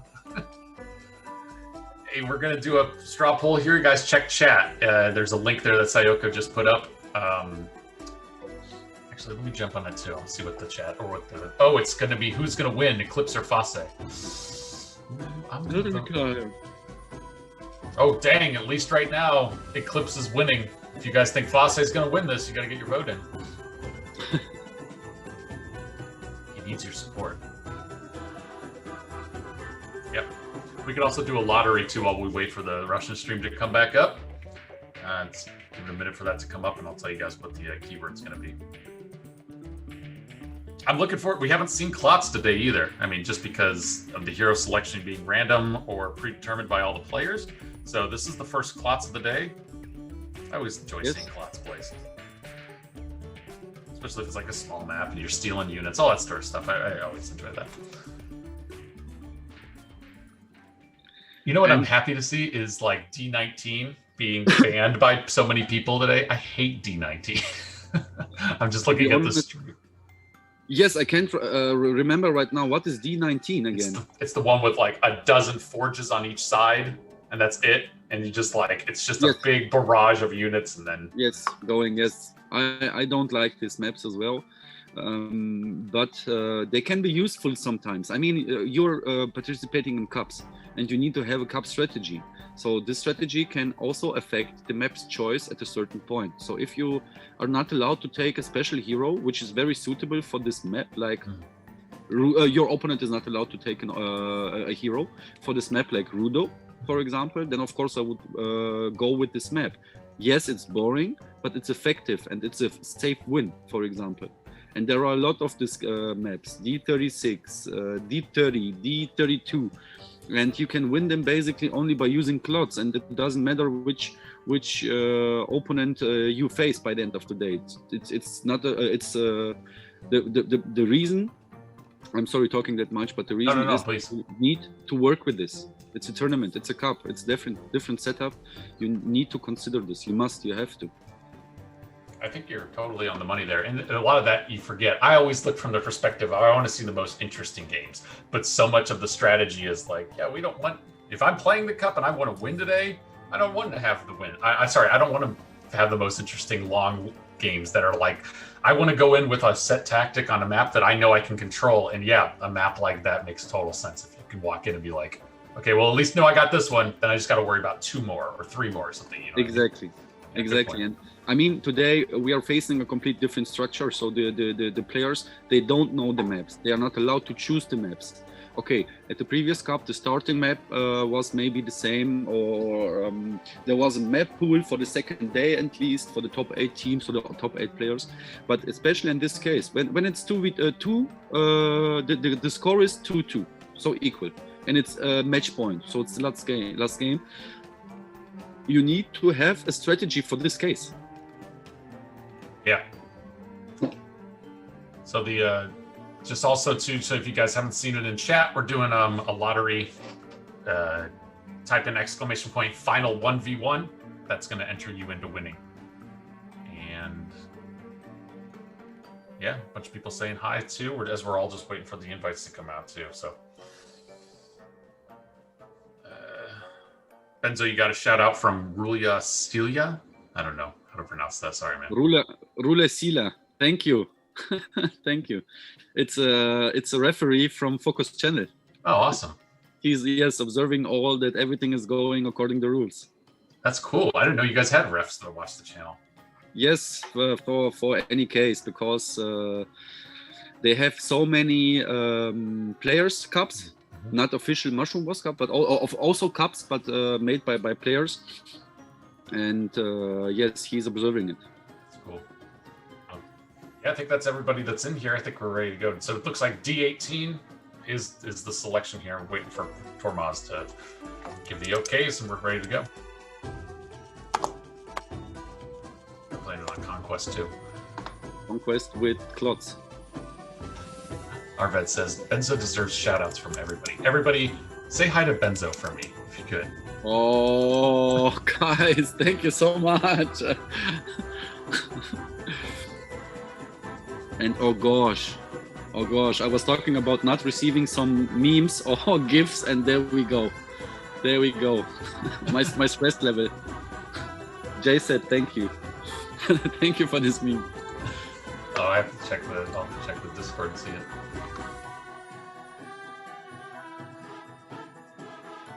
All right, Klotz. Here we go.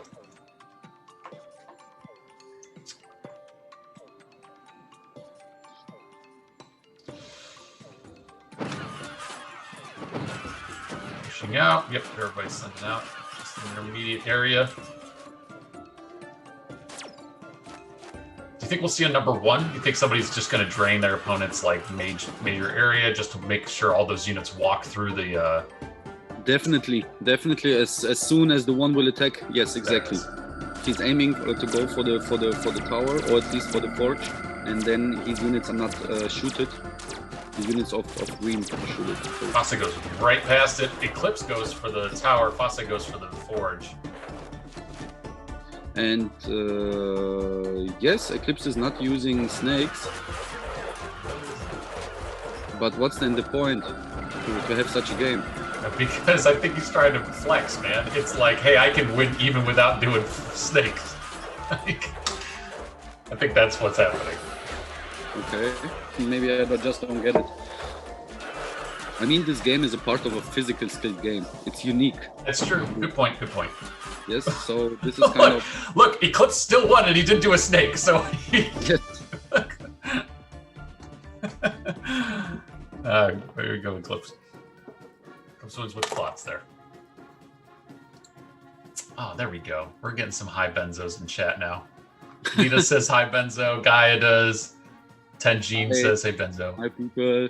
Thank you very much. So much love. Thank you back from my side here to all over the world.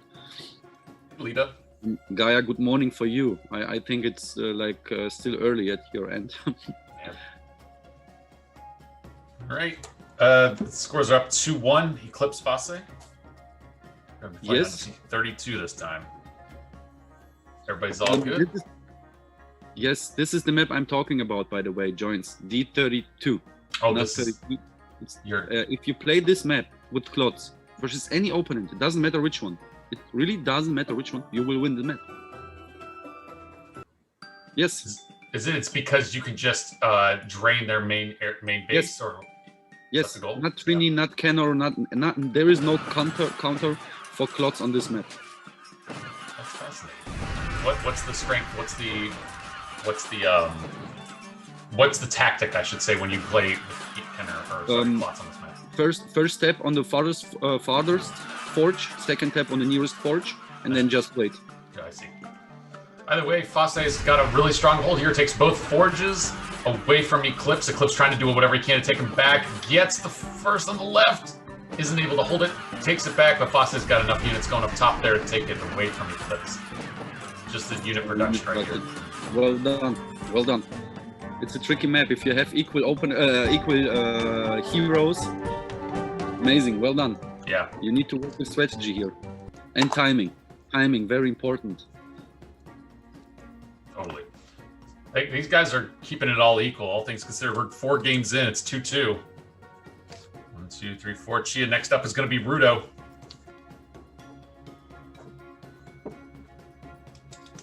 It's going to be Rudo now? Yep, Rudo's 5th, yeah.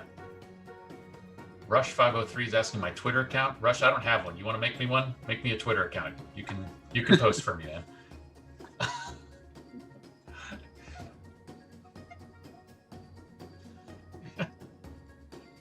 Everything on this officially sanctioned Twitter of Join Sadeki, everything said here, I totally agree with. He just posts a bunch of terrible stuff, but he just keeps posting that video of me saying, "I approve this message." I've set myself up for total harassment by saying all that. But anyways, here we go. I missed the map. Did you check it, Benzo? Did you see it by chance, Benzo? What map we were on? Excuse me? Did you see the map? Oh, okay. Never mind. I see it now. Yeah, okay, sorry. Yes, was kind of distracted by Arvat, Rivat. I don't know how to pronounce properly. Our Sorry. bad. Yeah. All right. See here, all right. Push into the center by Eclipse. What's going on? I love this map because it's one of two things. Either somebody takes the top and then they come back to the bottom, or they ignore the top altogether and they just focus on the bottom. And we've seen that Fosse able to just put that forge up top and just leave it alone. And now Fosse making a real strong attack back for the back line for Eclipse. Eclipse knew where he was headed. Oh, he just loses it. Man, so good. Eclipse. Fosse wins that one. Up 3-2. Joint, I'm sorry, I need to say that on stream, guys. I really disrespected that Eclipse is not doing the gameplay he's used to play. We are in the finals of the year, and now there is obviously an agreement that he's not allowed to make snakes. If you guys feel comfortable with that, feel comfortable, but I really dislike that very much because it's not the game he's used to play, it's not the matches I want to see, and it's not the matches that the viewers want to see. So maybe you can grab your stuff together and then please try to play really like real opponents.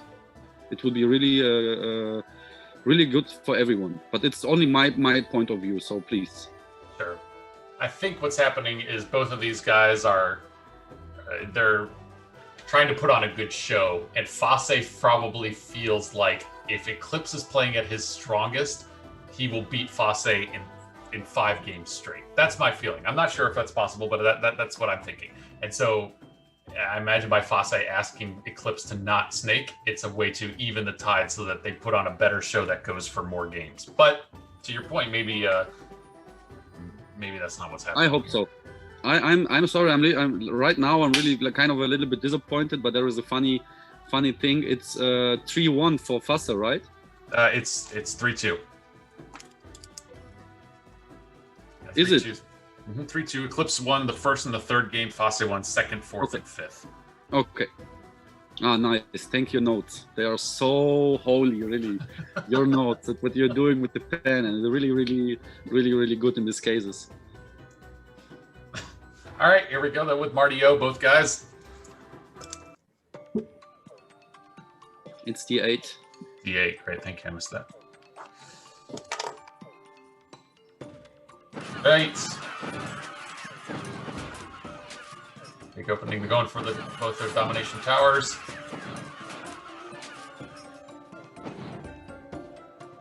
So now Eclipse drops a forge in the top left. So does Fosse. He drops one in his building or in his area. Eclipse has Fosse has everything in his territory. Eclipse now just sending some units back, upgrading before they make a center push here. If they're going to go for those domination towers, or if they're going to wait and go for the forge. But it doesn't look like if Fosse is going for the back line, if Eclipse drops a cloud just to throw some misdirection, Eclipse does the same thing, drops his own at the exact same area just to show. But Eclipse sees what Fosse is doing. He sends all of his units back to protect his forge. That middle forge goes to Fosse. Back forge from Eclipse also gets stolen. Fosse takes it. Eclipse is now down. He has no forges. He has to do something to recover here. Tries to do a mind control here, but Fosse, with all those units going right back into the middle forge. Eclipse finally takes it. Gets the morale boost by sending all of Fosse's units back to an area he knows was protected. But at this point, look at all the unit control from Fosse. He's sending everything he can in. Eclipse with a really strong defense right there. Holds with 0 units in that forge. It's not going to be enough. Fosse has so much unit production at the moment. And just snaking all those units into the center. You can see Eclipse is not used to play without snakes. He's not even able to coordinate the attacks. Totally. Great point. So let's see what this will lead to. But yes, it's kind of hard to comment on something that you know the player is not playing at his full potential. So what's the reason to play then at all? But okay, it's a decision needs to be made by everyone else or by each of the persons who are playing. So honestly, I don't know. Maybe I just can hope that starting the match point games that Eclipse is allowed to use snakes again. Oh yeah. And then he can swing it back. Excited again, yes. That's a good point. I think this is just going to make the final games feel even more exciting, though. That's just my feeling. Like if we see some if we see some more competitive stuff with, hey, here's a restriction put on play and it feels like it's a little bit lackluster, by the time we get to the finals, we're going to see some good stuff. This is match point, though, because we're up 4-2 by Fosse. If he wins this, he wins the series. Going to the chat here, we're seeing... Yes. Yeah, I agree. People are agreeing with you. Hey, Mysterious says, don't play unless you don't want to compete. Lita says, well put. Lita says, well put, Benzo. We're seeing... But... Oh. Okay, we just got an update. Now they're turning off their no snake rule. They're going to... That wasn't an official rule? Yeah. Sorry. I'm hearing in my ear. I'm trying to talk. Yeah, the rule was set by the players themselves, not the organization. We didn't put that restriction on the players. But yeah, Dark Drakens also says he's with Benzo. He wants to see them play at their best. So does Dark Vile Cougar. Props to it. Yep. But somebody, Jamie gives props to him. Says, hey, joins 1 second before we dive into the game. Yep. Elch, welcome. Good morning and hello. Oh, is Elch up? Yes. Yeah, there he is. Oh, this is a perfect round to jump into, Elsh. Welcome, yes, man. Definitely. All right, here we go. Fosse versus Eclipse. This could be game point for third place for Fosse. This is, match point as well. All right. Seeing those Eclipse. Look at there. Here's Eclipse's snakes. Beautiful. And there he goes. He's the first to land on the forges on his side. Fosse's not far behind. Takes him as well. And Fosse first to direct units into the King of the Hill Tower in the center. Eclipse not going to go for the center. He's going to go for Fosse's backline, but gets frozen in place by Fosse. Fosse slows him way down, sends units to the back for that top left forge. Able to take it away from Eclipse. And look at all those units that are just stuck from Eclipse, just slowly crawling. It's so demoralizing. It just takes forever. Yes, nice, very nice. Very nice tactic, very nice eye of Fosse that he was able to spot the empty forge in the background. Because Eclipse tried to hide him in a crowd of units, but he was definitely able to spot the outcoming stream of units from there. Good call. And here comes Fosse's big attack to the forge in the backside.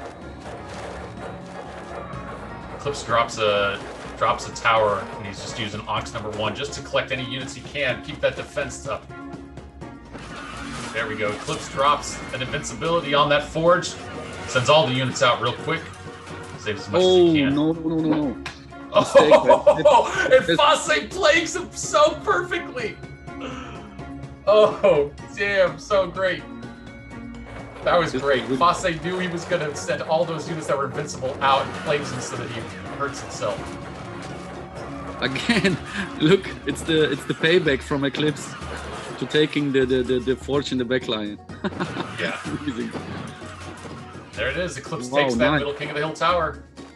That tower with Ox #1 has been so helpful for him.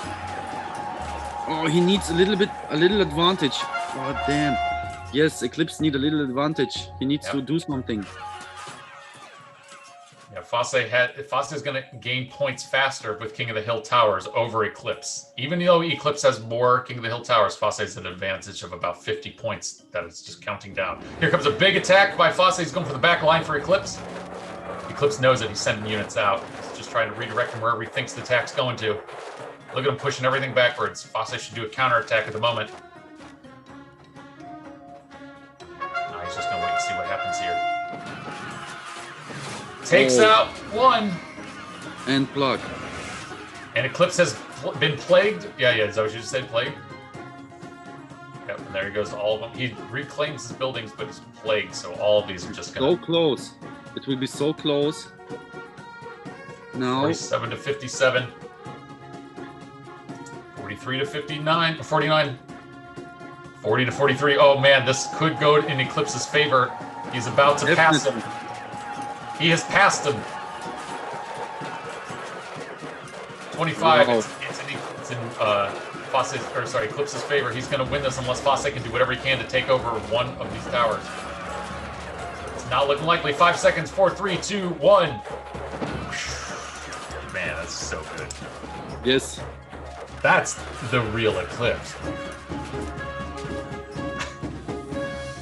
This was really close, and I'm sorry again, but it's kind of hard for me to what to say. It's a good thing that I do use snakes at least both. Let's see what the matches will bring. So maybe it will be something like I can say it's not agreed on something. They're giving you what you want, man. They listened to the feedback. They're like, all right, let's play for real. Yes, I hope so. Really. You can see and hear in my voice the disappointment, because I was like really eager to see them both fighting. Yeah. The personal wish, since they were playing since Barish and me played versus them. I wanted to see them play 1v1 versus each other, because these are amazing players. And then it's turning out to be like this. I don't know. Let's see. And it feels like this loss was, to be honest, it was not a win. Let's say like this, it was a loss, but it's only from my perspective again. Let's see. So the Mushroom Horse account wrote, spam this snake to make Fase snake, but they wrote shake instead of snake. I wonder if that's a typo or oh, shake in his boots. That's what we're saying. Okay, got it. I thought it was a typo. I was like, oh, that's funny. Anyways, this could be it again. Another match point. Fase could take this. This is everybody playing with Wilford.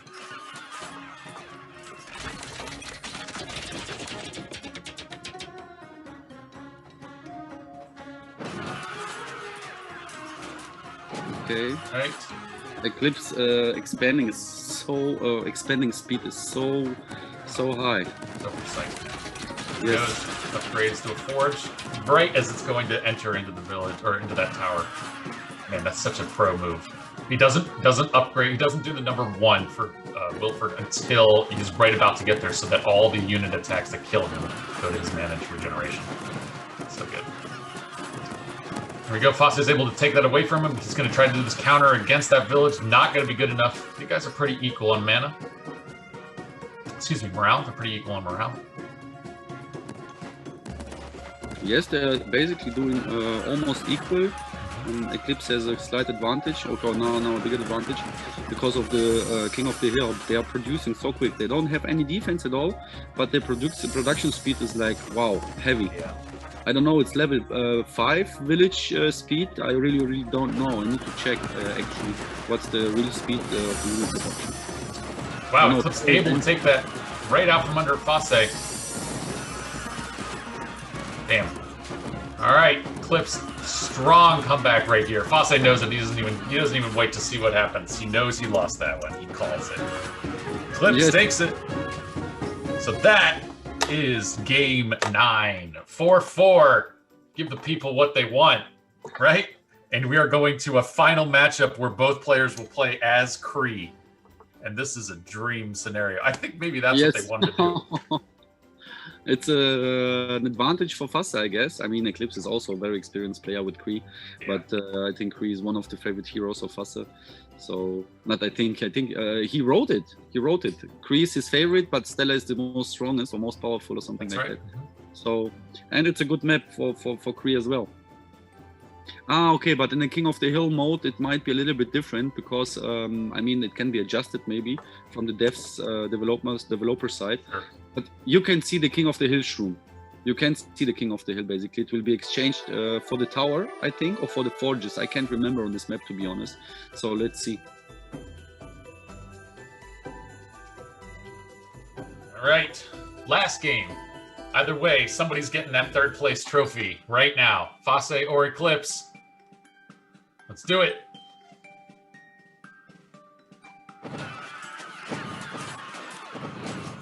Here it comes. Eclipse has a better opening, I gotta say. Fase kind of messed up that bottom one, but he has more territory. But that's okay. I think it's still all things pretty good. Fase's going for that top forge instead of going for the village in his territory. Eclipse is going past the forge. He's going to go for Fase's territory itself. But without a forge to back him up, is it going to work? Fase's able to defend it. Good stuff. He saw that coming. Here he goes. Now he's going to focus his attack on that village that's unflanked. Gets it. All right, everybody's going to take a moment. Upgrade, regroup. important to note that middle king of the hill tower is not going to be that desirable. It's not going to produce units, but it will start the countdown. So as much as it's not going to be a benefit for players on a unit production standpoint, if they are able to hold it after the 300 points, they will win. Here we go. Eclipse is going for the back. Fosse sees it. He even knows how many units he's got there. He sends stuff out. Unit production and morale bonus goes to Fosse. He's way up. Eclipse dropping his number 4 from Recruit. And here he goes. He's just going to try to defend every area he can right here from Fosse's attacks. So far, so good. Great defense by Eclipse. Fosse lost all morale. Let's see. Wow, 4 stars advantage. I thought Fosse would have invisibled all of that. That's something unusual to have seen. Perfect reverse. That was probably why. He probably was expecting something like that. Oh, I think it won't save him. Oh, yes, second. Invisible? Yes, there's the invisibility. Does Fosse know where they're going? He knows enough to be scared.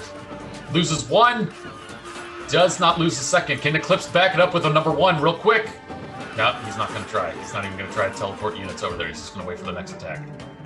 Yes, it can be like really dangerous if you see that your village can be taken quickly. Yeah. You will just waste the ability.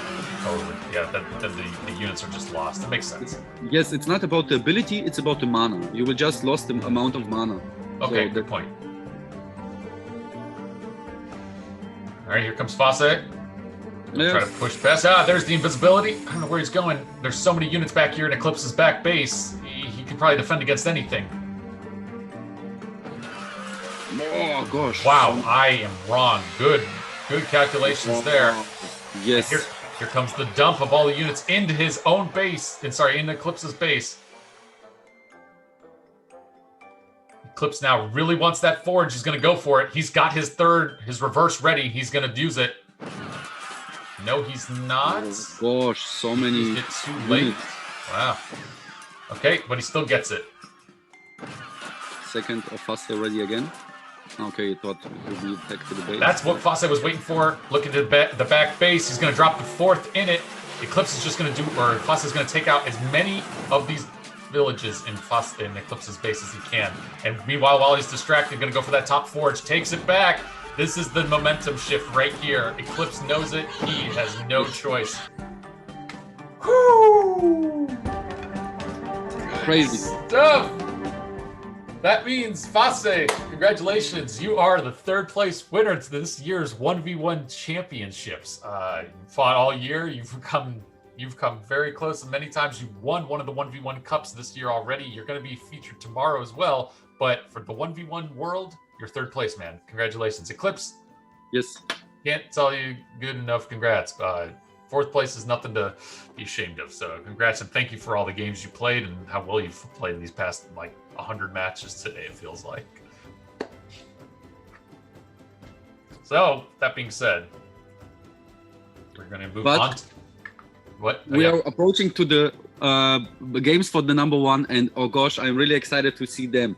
Relly and Eye of the Storm. That's right.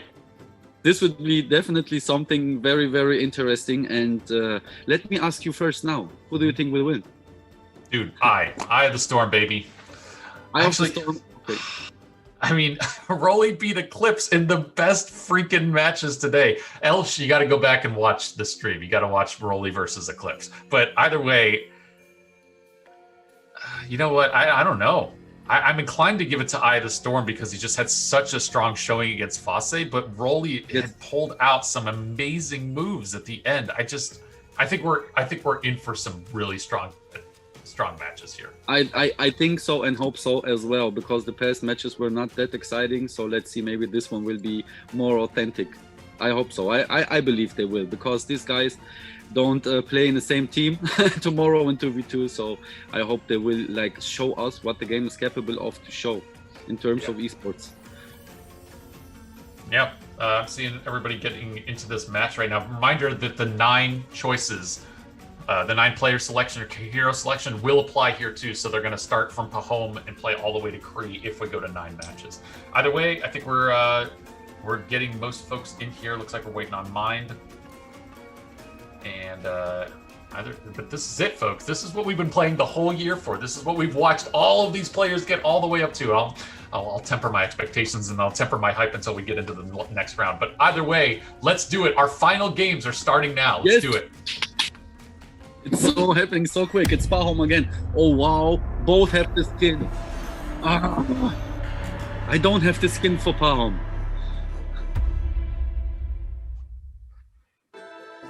Dude, I love this skin. I love the, what's it? I love this skin as well. Earl Pahom? Oh, man. Oh, thank God for Pahom. He's the best. All right, here we go. Let's see what they do. Eye of the Storm Rolly. This is such an interesting map. How are they going to, how they want to expand, where they want to focus their attention on. Neither player touching the forge or the towers on the left. They're just waiting. Oh no, Rolly. Okay. Luckily, Eye of the Storm isn't close enough to make that effect, make a attack against you in that bluff or that blunder. There he goes. Eye of the Storm's going to upgrade, and he's going to send all these units over to this tower, this forge. Is that going to be enough? No, you're going to have 7 too few. Rolly sees the opening. No. But when he will get the forge, it will be hard to take them. No, level 3 villages. No, maybe the other top one. Holy smokes! Wow. Okay. Rolly not allowed to forget about the left side. He has still 30 units in his tower. Eye of the Storm being like,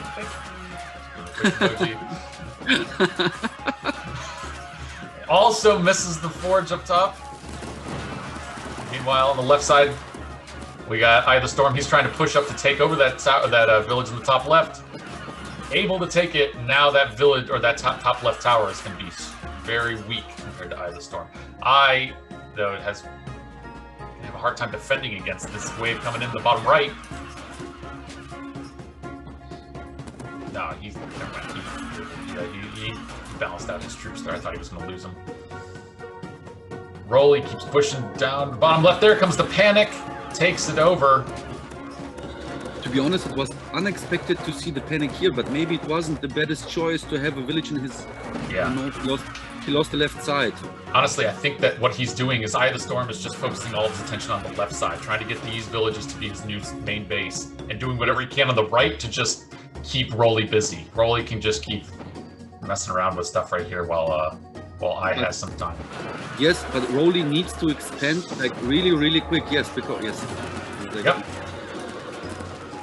This is the dangerous part. Because now Eye's going to take all those units from the left and start to push them in. This is going to be a huge reinforcement bonus to him. Rolly not going to be able to defend against this. Yeah, he knows it. He was just getting outnumbered too quickly. Yes, for me, I have to admit, I have the same problem on this map in 1v1, because it's not only me, but I think maybe a lot of players have, that it's kind of difficult to work on both sides equally. Yeah. And it was obvious that Rolly forgot about the left side, and as he remembered what to do, or that he needs to do something, it was too late, because Storm forwarded a small amount of units onto his top village just to signalize, okay, or just to try, maybe I can take it with less units, because it's hard to take it in general. Yeah. Timing is very, very crucial here. Yep. As soon as he took it, as soon as that left side was gone, Rolly had no choice but to focus on the main base, and Eye of the Storm so evenly able to just focus both attention back and forth, which is great. Yes. Chat, what do you guys think? I would be curious. Did anybody in chat go to Facebook, and for the viewers' quest, did anybody put Rolly versus Eye of the Storm? I would love to find out who did. That person deserves like an extra 100 gems. And then let's see what else everybody else said. Seeing some questions about the last maps. And then, yeah, just a lot of let's goes. Let's go, good game. Yeah, totally, guys. All right, so this is round 2. This is going to be Kenner. But they're choosing Dora? Why are they choosing Dora? Isn't it Kenner? Yes, it's Kenner time. Yeah, it should be. I think Tormaz must have told them the wrong hero, and so they must like. Let's see what they do. Maybe they'll play for a little bit. Yeah, you guys, the stream's not showing it. So they started a map, but they're gonna have to quit.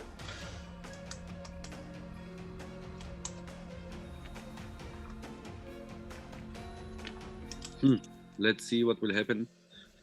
I'm watching the map. I'm expecting somebody to get the message pretty soon for them to have to quit out of this. But yeah, like we said, the nine hero selections were, if I have to guess, I'd say that Tormaz just like looked at the wrong list, because the last list of 7 heroes that had to be played, Dora was second. So I assume he just looked at the wrong list and was like, Dora or something. They're playing as if this is the real game. They're still going. Mind you were able to get a hold of them on the backside, let them know. Okay, they're just, the players are in the middle of the game, so they're not looking at Discord. So we'll be back to it in a minute.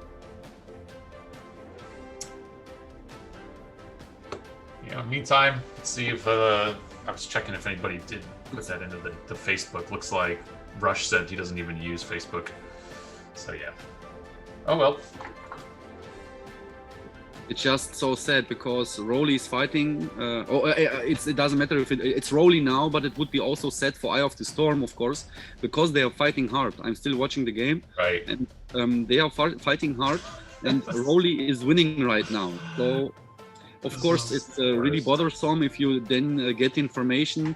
Look, the game was not counted. So, but let's see. But definitely, Storm can turn this game. I mean, like, that's the funny part is like, can you imagine like playing your heart out, having a back and forth that goes to 6 minutes, and you're like, yes, I won. Okay, let me check Discord. Oh, it didn't count. I just sweat and blood and tears for that moment for nothing. Like, man, they are playing their freaking hardest. This is a good match, but like to your point, it doesn't matter. So just gotta look at this. Look how Storm is twisting the game again.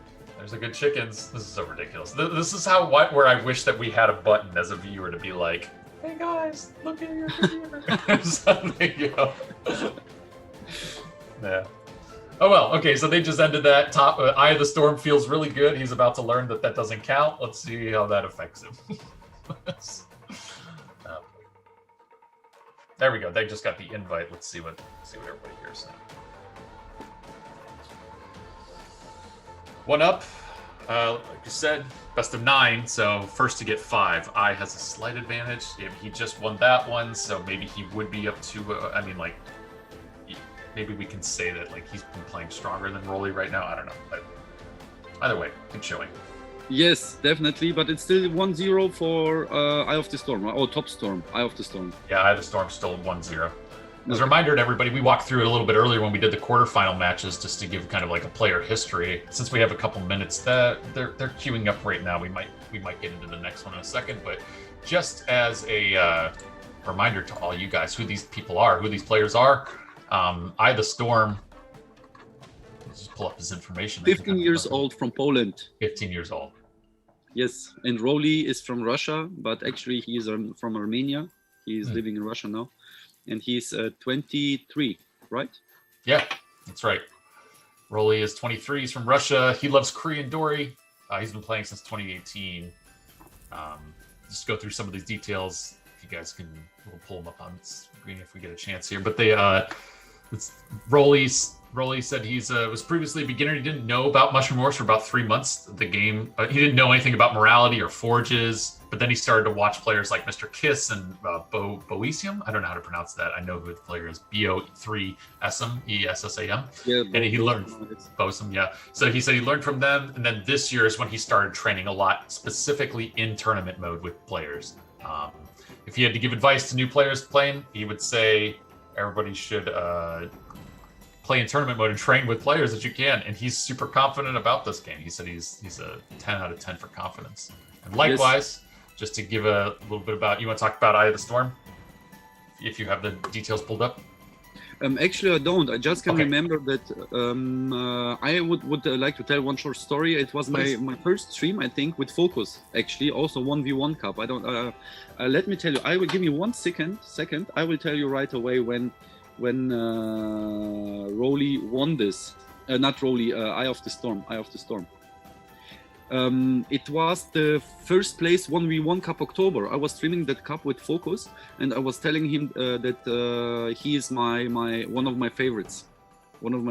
Yeah, Yes, but it started around June, maybe before. I met him on the battlefield, and he was playing all the time with Trini. So yes, he's an insane player, and a lot of players recognized him very early. And yes, that's basically it. That's cool. I love seeing that. I see both the players are trying to queue in here. Let me talk through some of the other stuff specifically with the Eye of the Storm, right? We talked 15. Poland, he plays as Trini. The other things that we've learned about him is he said he just plays basically, he just started playing. And he also learned how to snake and do multiple snakes from YouTube. He started watching some other people do tutorials there, which is pretty cool. And what we've heard from live players is the best advice is just to learn from top players. Get on the Discord, start talking with folks about strategy. Play on tournament mode specifically, because then you can start to learn about the openings and their strategies. That's what he recommended. Yes, Joyce, please let me add something. I think it's really important to understand that you won't get a better player by only watching the replays. Yeah, you need to watch them and try to execute what you have seen. So this is the key also, that you train your muscles, your memory, because this game is unique. I haven't seen something comparable at all. Yeah. Here we go, folks. We got everything worked out. They're starting the second round here. Tenors for both the players. Yes. Same map as before. Yes. Like we said, they had accidentally played this before with both players making a wrong character selection, and Eye of the Storm won that. So keep an eye out. Maybe he has given away what he's going to do this map, and now Relly feels like he has an advantage because he can counter that effectively. We'll see. But still, Eye of the Storm has really good map position at the moment. He's taken over everything pretty effectively. Relly's a little bit behind. Not enough to... Yeah, but only a little, really.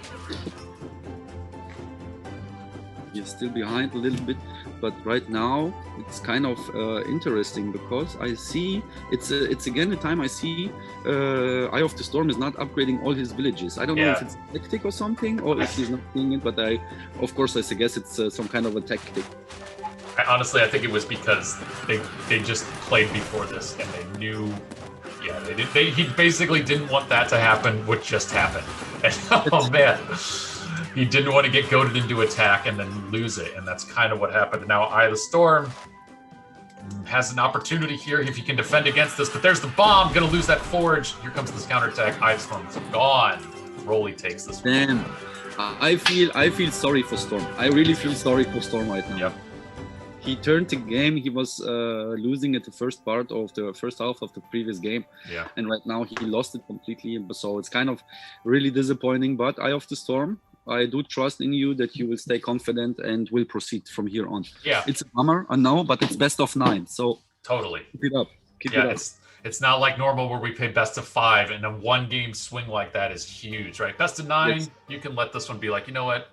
I'm a little shaken, but I just want to get my bearings, and now they'll move on. So that's what's going to happen. Klotz for round 3 with these guys, and it looks like they're going to be playing on D42, and they're going to be doing it on domination mode. Yes, domination mode. So again, we can see if the towers will turn into domination towers. Yeah. But I think they will, yes. Question in chat, somebody said, I'm confused about the upgrading builds. Maybe they're talking about like why he wasn't upgrading. Oh, buildings, not bills. I see. Abbreviation I wasn't hip to. Here we go. Here we go. Storm. Relly is doing something else. I don't know if there will be a forge. Yes. Yeah, there's the forge. I think Eye of the Storm saw it coming. He saw what he was doing, and that's why he dropped that emoji of like fear right at the beginning.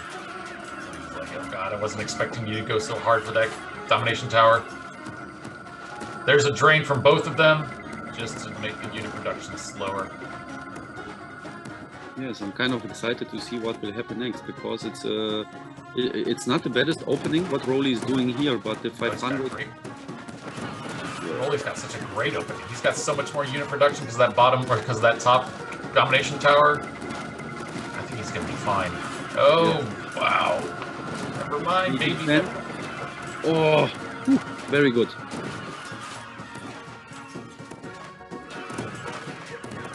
I gotta give it to Storm. Storm's doing a really good job of holding on, even with losing a couple of these key villages. And right now, yes, they are equal related to fast. Eye of the Storm is doing this nice move. He's taking the tower at the side of Relly in the base. He did the tower at the same time that he drained him, so those units would just be a reinforcement draw. So smart. Joins. We are 1.5 minutes later now, and this is the disadvantage of the opening of Relly. He was not able to take the tower. Yeah, good point. And I is making a comeback right now. He's taking that top left forge. He's just draining everything out of Relly's main bases on the left. Relly's main production unit is coming from that domination tower, and it's about to get attacked right here. Relly knows he's going to defend with whatever he's got. It's not going to last long. That's both domination towers. He's gone. Whoa. Storm, good showing. Eye of the Storm, amazing. Well done. Wait. Oh, Genies were writing something. Video glitch in game. Oh, okay. Oh, that's super unfortunate. You guys aren't being able to see the same thing we showed? Well, at least you guys saw that he won it. That's unfortunate. Somebody write the replay down if you can get it. It's a 181-585-495. That's unfortunate if you guys didn't see it. We're going to restart the app for the next round. It did go to Eye of the Storm. There we go, D19. Tormaz heard me. He's like, fine. And it's Chia now. It's Chia, and Chia is basically useless here. Yeah, because Chia's #1 is just a forge, right? Yes. But maybe, I don't know. I never tried Chia on this map, but maybe if you can fill up her third, the stones. Yeah. It's her second now. No, the stones. Stones are third. Third, yes, third now. They were second. Used to say second, but they're third now. So if someone can fill up the third, maybe you can send some stones to damage units. I don't know. I guarantee this map is over in like 15 seconds. Like it's not going to be long enough that the stones are. That's my feeling. I don't think we're going to be here long enough that you'll see stones. But yes, could be. We'll see.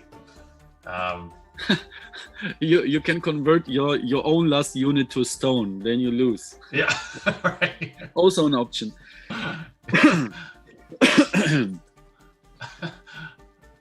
I like whenever we see people do things like that, where they like fight hard for a building that they know they're going to lose, so that the other enemy, their opponent, puts all their units in it, and then at the same time their remaining units they just turn into stones, so that they ruin all of their opponent's bonus there. Those are funny tactics. All right, so Chia, this is great. Game 4, it is 2-1. Eye of the Storm, roll to Relly. Let's see that. I'm just checking the chat here. Some people saying that they had really tough time watching that last one, so they're trying to switch over to YouTube instead of Twitch. Hopefully it all figures out. They get it.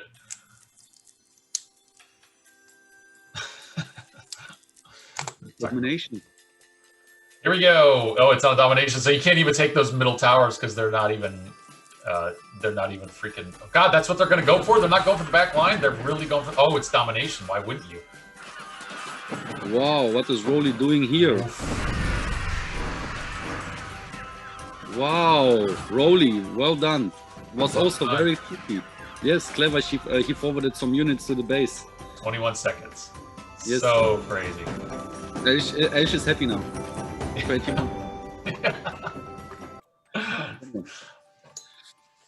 All right, 2-2. Dang, these guys are neck and neck. One goes up, the other one wins. The other one goes up, the other one wins. This is perfect. This is what you expect out of the finals. Exactly. Next hero they have to play as is going to be Rudo. It's a reminder to everybody. It's Rudo. Yes, Rudo time. Brutality, man. I hope they both just spam that the whole time. Who played Rudo earlier? Oh, it was... What was it? Relly versus Q211? Who was it? No, it was Eye of the Storm versus Stepson when he did that crazy freaking Rudo attack. If you weren't here for the early parts of the cup, else you should go back and watch Eye of the Storm versus Stepson, their last game. That was one that we were busting up. Yeah, sabotage. We laughed quite a bit there. Yes, we did. It was unexpected. Still, I can remember this game like it was yesterday.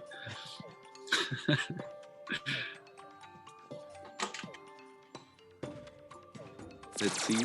Upstorm Upstorm left side. They are going for okay. Forge, Relly doling out units for that tower, gets it. Top takes his own village there. Here we go. Relly going to the other base, trying to take out that village. Eye of Storm's doing something similar. Very, very dangerous, yes. Yeah, I agree.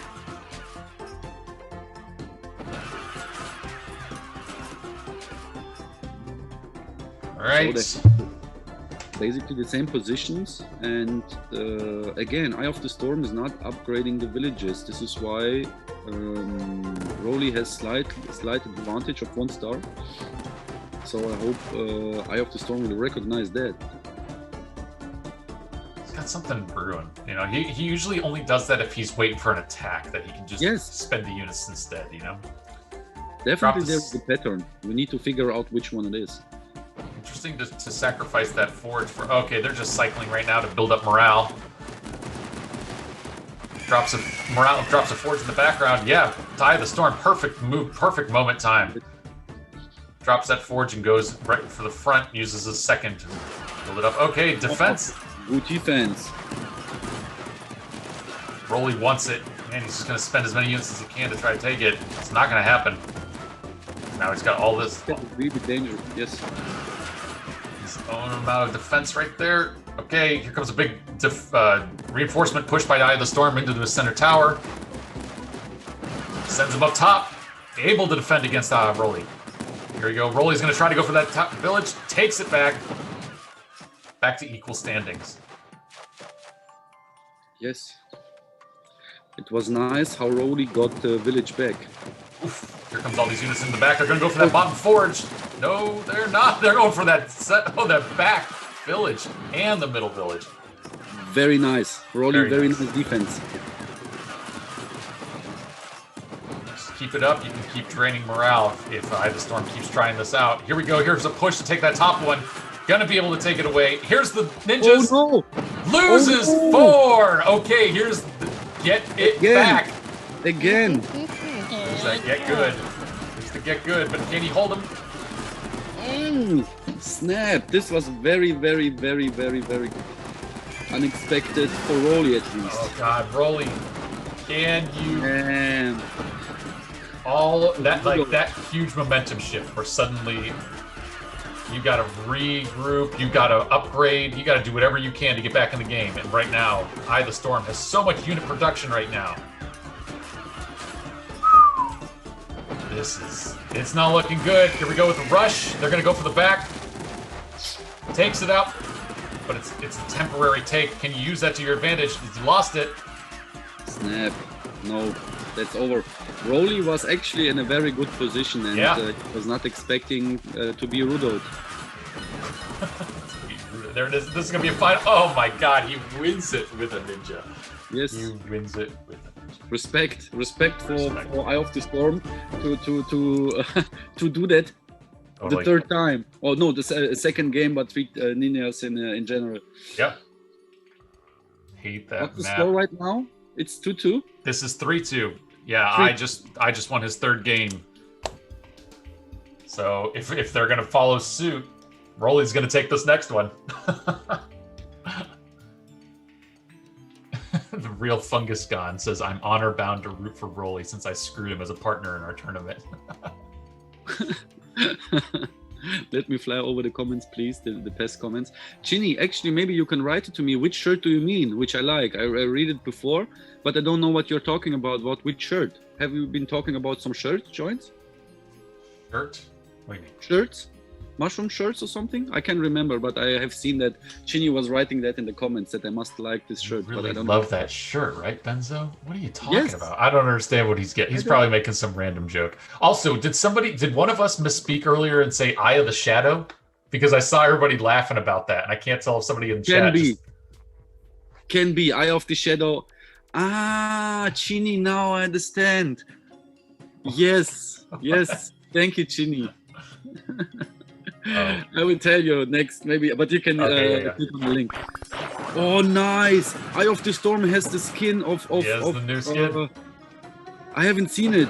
Oh yeah, I haven't seen all the emotes, but I think he's gonna show them off. Magic. Yes, yeah. Magic. Nice, dude. I'm excited about the abilities also. He's probably gonna show them off a little bit more.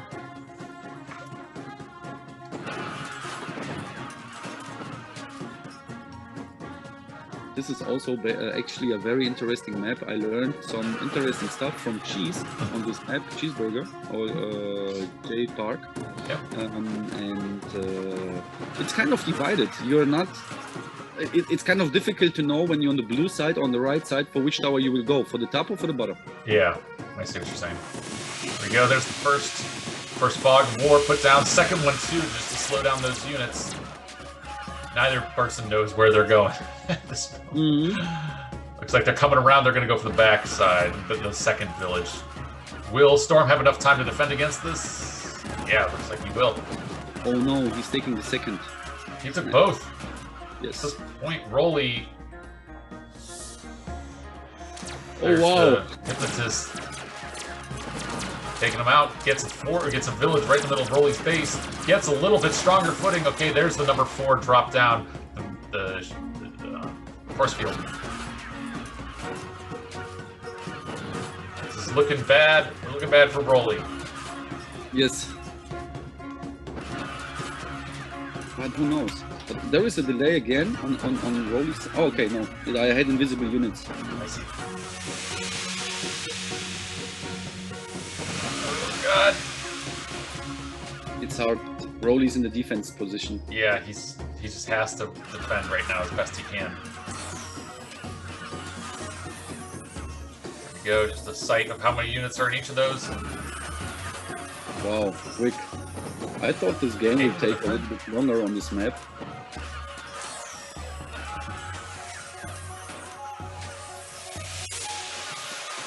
Relly's doing a great job defending here. I think it's going to not play out in his favor, but he is able. Look at the top. He takes the tower in the top. But he's losing his main base slowly but surely. Look at that force field. I haven't seen that new force field. That's the number 4? Yeah, Yes. there it is. Yes. So it's 4-2. 4 Eye of the Storm. Wow. Storm is right. Now I start to remember when I was 15, how much it was worth to me to have 150 euro. Yeah, right? Or dollar. Yeah, this is a big deal. This is no, I'm sorry, it's not 150. It's 300. It's 300. Yes, second place is 150, so he got it already. Yeah, either way, these guys are getting at least 150. Yes, at least 150, yes. So this is, I hate to say it, but we are potentially at the end of our day right now. But this is match point. This is match point. Ice Storm's up 4-2. He wins this game. He is our champion, our 1v1 champion of the year. He's fought his way through all the other cups. He had the most number of points coming in. No, he didn't have the most number of points. He had enough points to qualify today, and then he beat as many points as he needed to get to this point. So this could be it. The hero selection for this, they're going to play as Ankh. If this goes, Ankh, yes. If they go to another game, it'll be Wilford after this. But regardless, this could be it. But again, we won't have. It's kind of difficult to play Ankh here, but it's not difficult. You can always build a tower, but on this map there won't be a tower. Oh yeah, because they're playing on King of the Hill mode, so that center tower goes away. Yes. Everybody, this is it. I hope you guys are as hyped as I am. I hope if you're listening, you should get to your screen right away because this is the one. Oh no, it's not turned into that center tower is not turned into a King Hill tower. Sorry, yes, it's kind of difficult to remember every. Yeah, I get it. No problem. I always forget. All right, looks like top. Eye of the Storm's doing whatever he can to take this middle line. It's best. Rolly, meanwhile, top left, he's owned that all himself. Eye of the Storm's trying to take this opportunity to go and take out that base in the bottom right. Not going to get it away from Rolly. Rolly trying to counterattack. Gets hit with an Ankh Invincibility. All those units are going to go down to the bottom. Here comes a separate attack on the left side. Gonna take a village away from Eye of the Storm. And Forge. Eye of the Storm has 2 forges against... Oh, sorry. I mean, Rolly has 2 forges. Rolly. Yeah, that's what I meant to say. And Eye of the Storm quits. Wow. 4-3. 4-3. Wow. 4-3. This is getting closer. Okay, Wilford next. Wilford next. I'm excited. Chinny, back to the shirt. It's a coincidence. It's a really coincidence. I have my size, my body size, and my body structure for the past 15 years. So I think this shirt is also around the same age. I don't mind. How long ago was that picture taken that he pointed to? The picture is from the interview, from the beginning of the year. Yes. Oh, they took the picture during the interview? I was taking, or I asked a friend of mine or a colleague at work to make some pictures from me, and I had this shirt on, so it's just really a stupid coincidence. But dude, I will remember for tomorrow. I will wear something different. Yeah, seriously, Chini going through everything he could find on Benzo online, being like, "I've seen that shirt before. I know your closet. Come on, Chini, get the hell out of here, man. Get the hell out of my house. Where are the cameras?" Wearing a vest today. Come on. All right. They installed them all over. I still can organize the Mönchengladbach trikot for you if you would like. What part? Soccer team of my town soccer team where I'm living now. Nice. All right, here we go. This could be it again. This is match point. It's 4-3. This could be Eye of the Storm taking this. Let's see what happens. Rolly making a strong push out. Going to try to take over some of the base on the right, on the left side. Meanwhile, on the top right, we're seeing Eye of the Storm take as much territory as he can as well. You go left. Here's a big attack. Going to push up. He takes it away from Rolly. Eye of the Storm takes it. He's going to go for that top left one. Not going to take it. No, what is Rolly doing here? He's converting. He's losing his left side. Yeah, he's losing it. He's losing the left side. He's trying to do whatever he can, but he doesn't have nearly as much production on the left side. He's got to do anything. Barely hang on to that. All of the production is going to the top right now for Eye of the Storm. He should see this and seize this moment. And he does. On the left side, he's going to be able to take those villages. Snap. Yes. I think it could be a really, really point of effect. Yes. Woo. Able to just make 2 towers on the left side to protect against this. What? Rolly quits? Yes. Amazing. Eye of the Storm. Congratulations. I thought he would have held out longer. Yes, it was impossible for Rolly to turn the game anymore. He was not able to produce any units. Yeah. He unfortunately wasted the first of Wilford or used it too late. I don't know. I don't want to push it to the time shift, but I think it's like 3 in the morning for Rolly right now. Maybe, yeah. So I think his reaction time is a little bit different. And yes, guys, congratulations, Rolly and Eye of the Storm. Yep. You guys did amazing. Such a good job by both of you. I mean, yes, really, we saw some unbelievable matches for you guys, both in the quarterfinals and the semifinals. You made your way. You proved that you deserve to be first and second. So huge, again, congratulations to Eye of the Storm taking it, being the Mushroom Wars champion for the year. And then for Rolly, second place. As a reminder, Rolly is going to walk out of here with $150 for his second place winning. And Eye of the Storm, because you're first place, you're not only getting an actual first place trophy, you're not only getting an in-game trophy, you're getting $300 as a prize money. So yes, and it's worth just reiterating, unbelievable. This is the first year that we're doing we were getting physical trophies for all these players. So I'm looking forward to seeing some images of them. Hopefully they'll grace us with a picture of them holding it up in victory somewhere in the world. I think that would be really cool. Yes, definitely we would like to have some pictures of everyone holding the cups. Yeah, but otherwise, dude, thank you, Benzo. Thank you for joining me, man. Thanks for helping me out with everything. I think you were excellent. You called out all these things I missed. You brought a ton of energy. I really thank you for the opportunity again to have an option to speak with you, to co-cast. really amazing to see all the players. It's always a beautiful feeling to feel the splash from the community. Really, thank you to everyone. Thank to you, joins. Keep up the work. You're doing an amazing job. You're one of my favorite casters in the English language. Oh, the only one, to be honest. But nevertheless, you set the bar. You set the bar really, really high. Really, I just can't say that. So proceed with the work, and maybe it's not the last time we're working together. Hope not. I'm happy to have you back plenty of times next year, man. We're gonna be doing a bunch of other streams next year too, folks. And but it's also worth mentioning that tomorrow we're doing a stream then, and we're doing the best 2v2 cups tomorrow. For the same idea that all the people that have played for the past year for the 2v2 cups are all leading into the final 2v2 cups tomorrow. So please join us tomorrow for that. Before we go to a couple other announcements, right? I don't know if that's what you were about to say, Benzo. Let me know if you. Yes, I was wanted to say the same. I just remembered. Cool. So we're going to remind everybody there is an ongoing community hero skin art contest that's going on in Discord right now. If you want to check that out, go over to the Discord. I believe there's information on the news channel about that, as well as a couple other. There's like an art channel, I believe, that you can check in for that. And then next weekend, there's a stream on Focus's channel with Fase. They're going to be doing a separate stream, another community stream, all being organized separately from our main ones.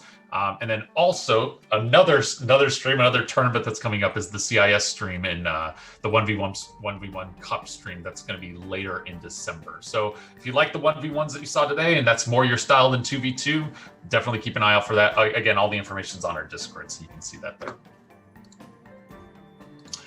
But yeah, I want to give you one other shout out to the chat here today. You guys stuck around all day. You guys were keeping it rolling with us and keeping everybody moving and calling out as much excitement that we saw. So appreciate all of you guys sticking by and lending to the excitement here, really. Yes, also once more, thank you from my side for the community, for the opportunity. And remember the Ankh skin. It's one of my favorite heroes. I have the shirt from Ankh, but I would really love to see amazing skins for Ankh. Really, I have seen some.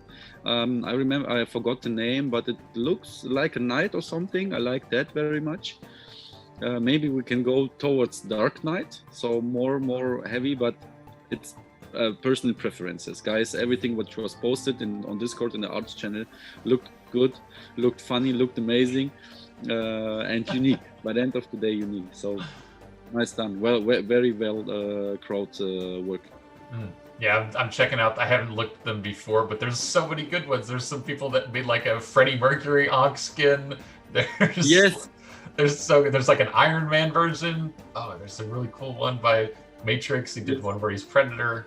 Freddie Mercury, I was laughing hard. It's from Matrix. Matrix has you, or Matrix got you. Really funny. So good. Well, anyways, thank you guys again. You should check us in Discord. We'll continue the conversations more over there. And remember, tomorrow, 2v2. We'll be back here same time, same place, all that. We're going to have a whole slew of days. So I'm really looking forward to seeing that. Benzo, I know you're not playing tomorrow. I'm so sad about that. I didn't talk at all about today because I just couldn't bring it because I'd start crying on screen. But I just want you to know, I wish you were playing tomorrow. I hope you'll be in chat to chat with everybody and keep the energy up there, man. So. Yes. I will support Focus tomorrow, so it's okay. Oh, that's right. You're joining Focus on his stream tomorrow. So if you guys want to join over there, that'd be cool. Yes, exactly. Exactly. Yeah. Otherwise, thank you again for everybody. Thank you. Yes. And thank you, Benzo. And we'll see you guys tomorrow. Take care. Bye-bye.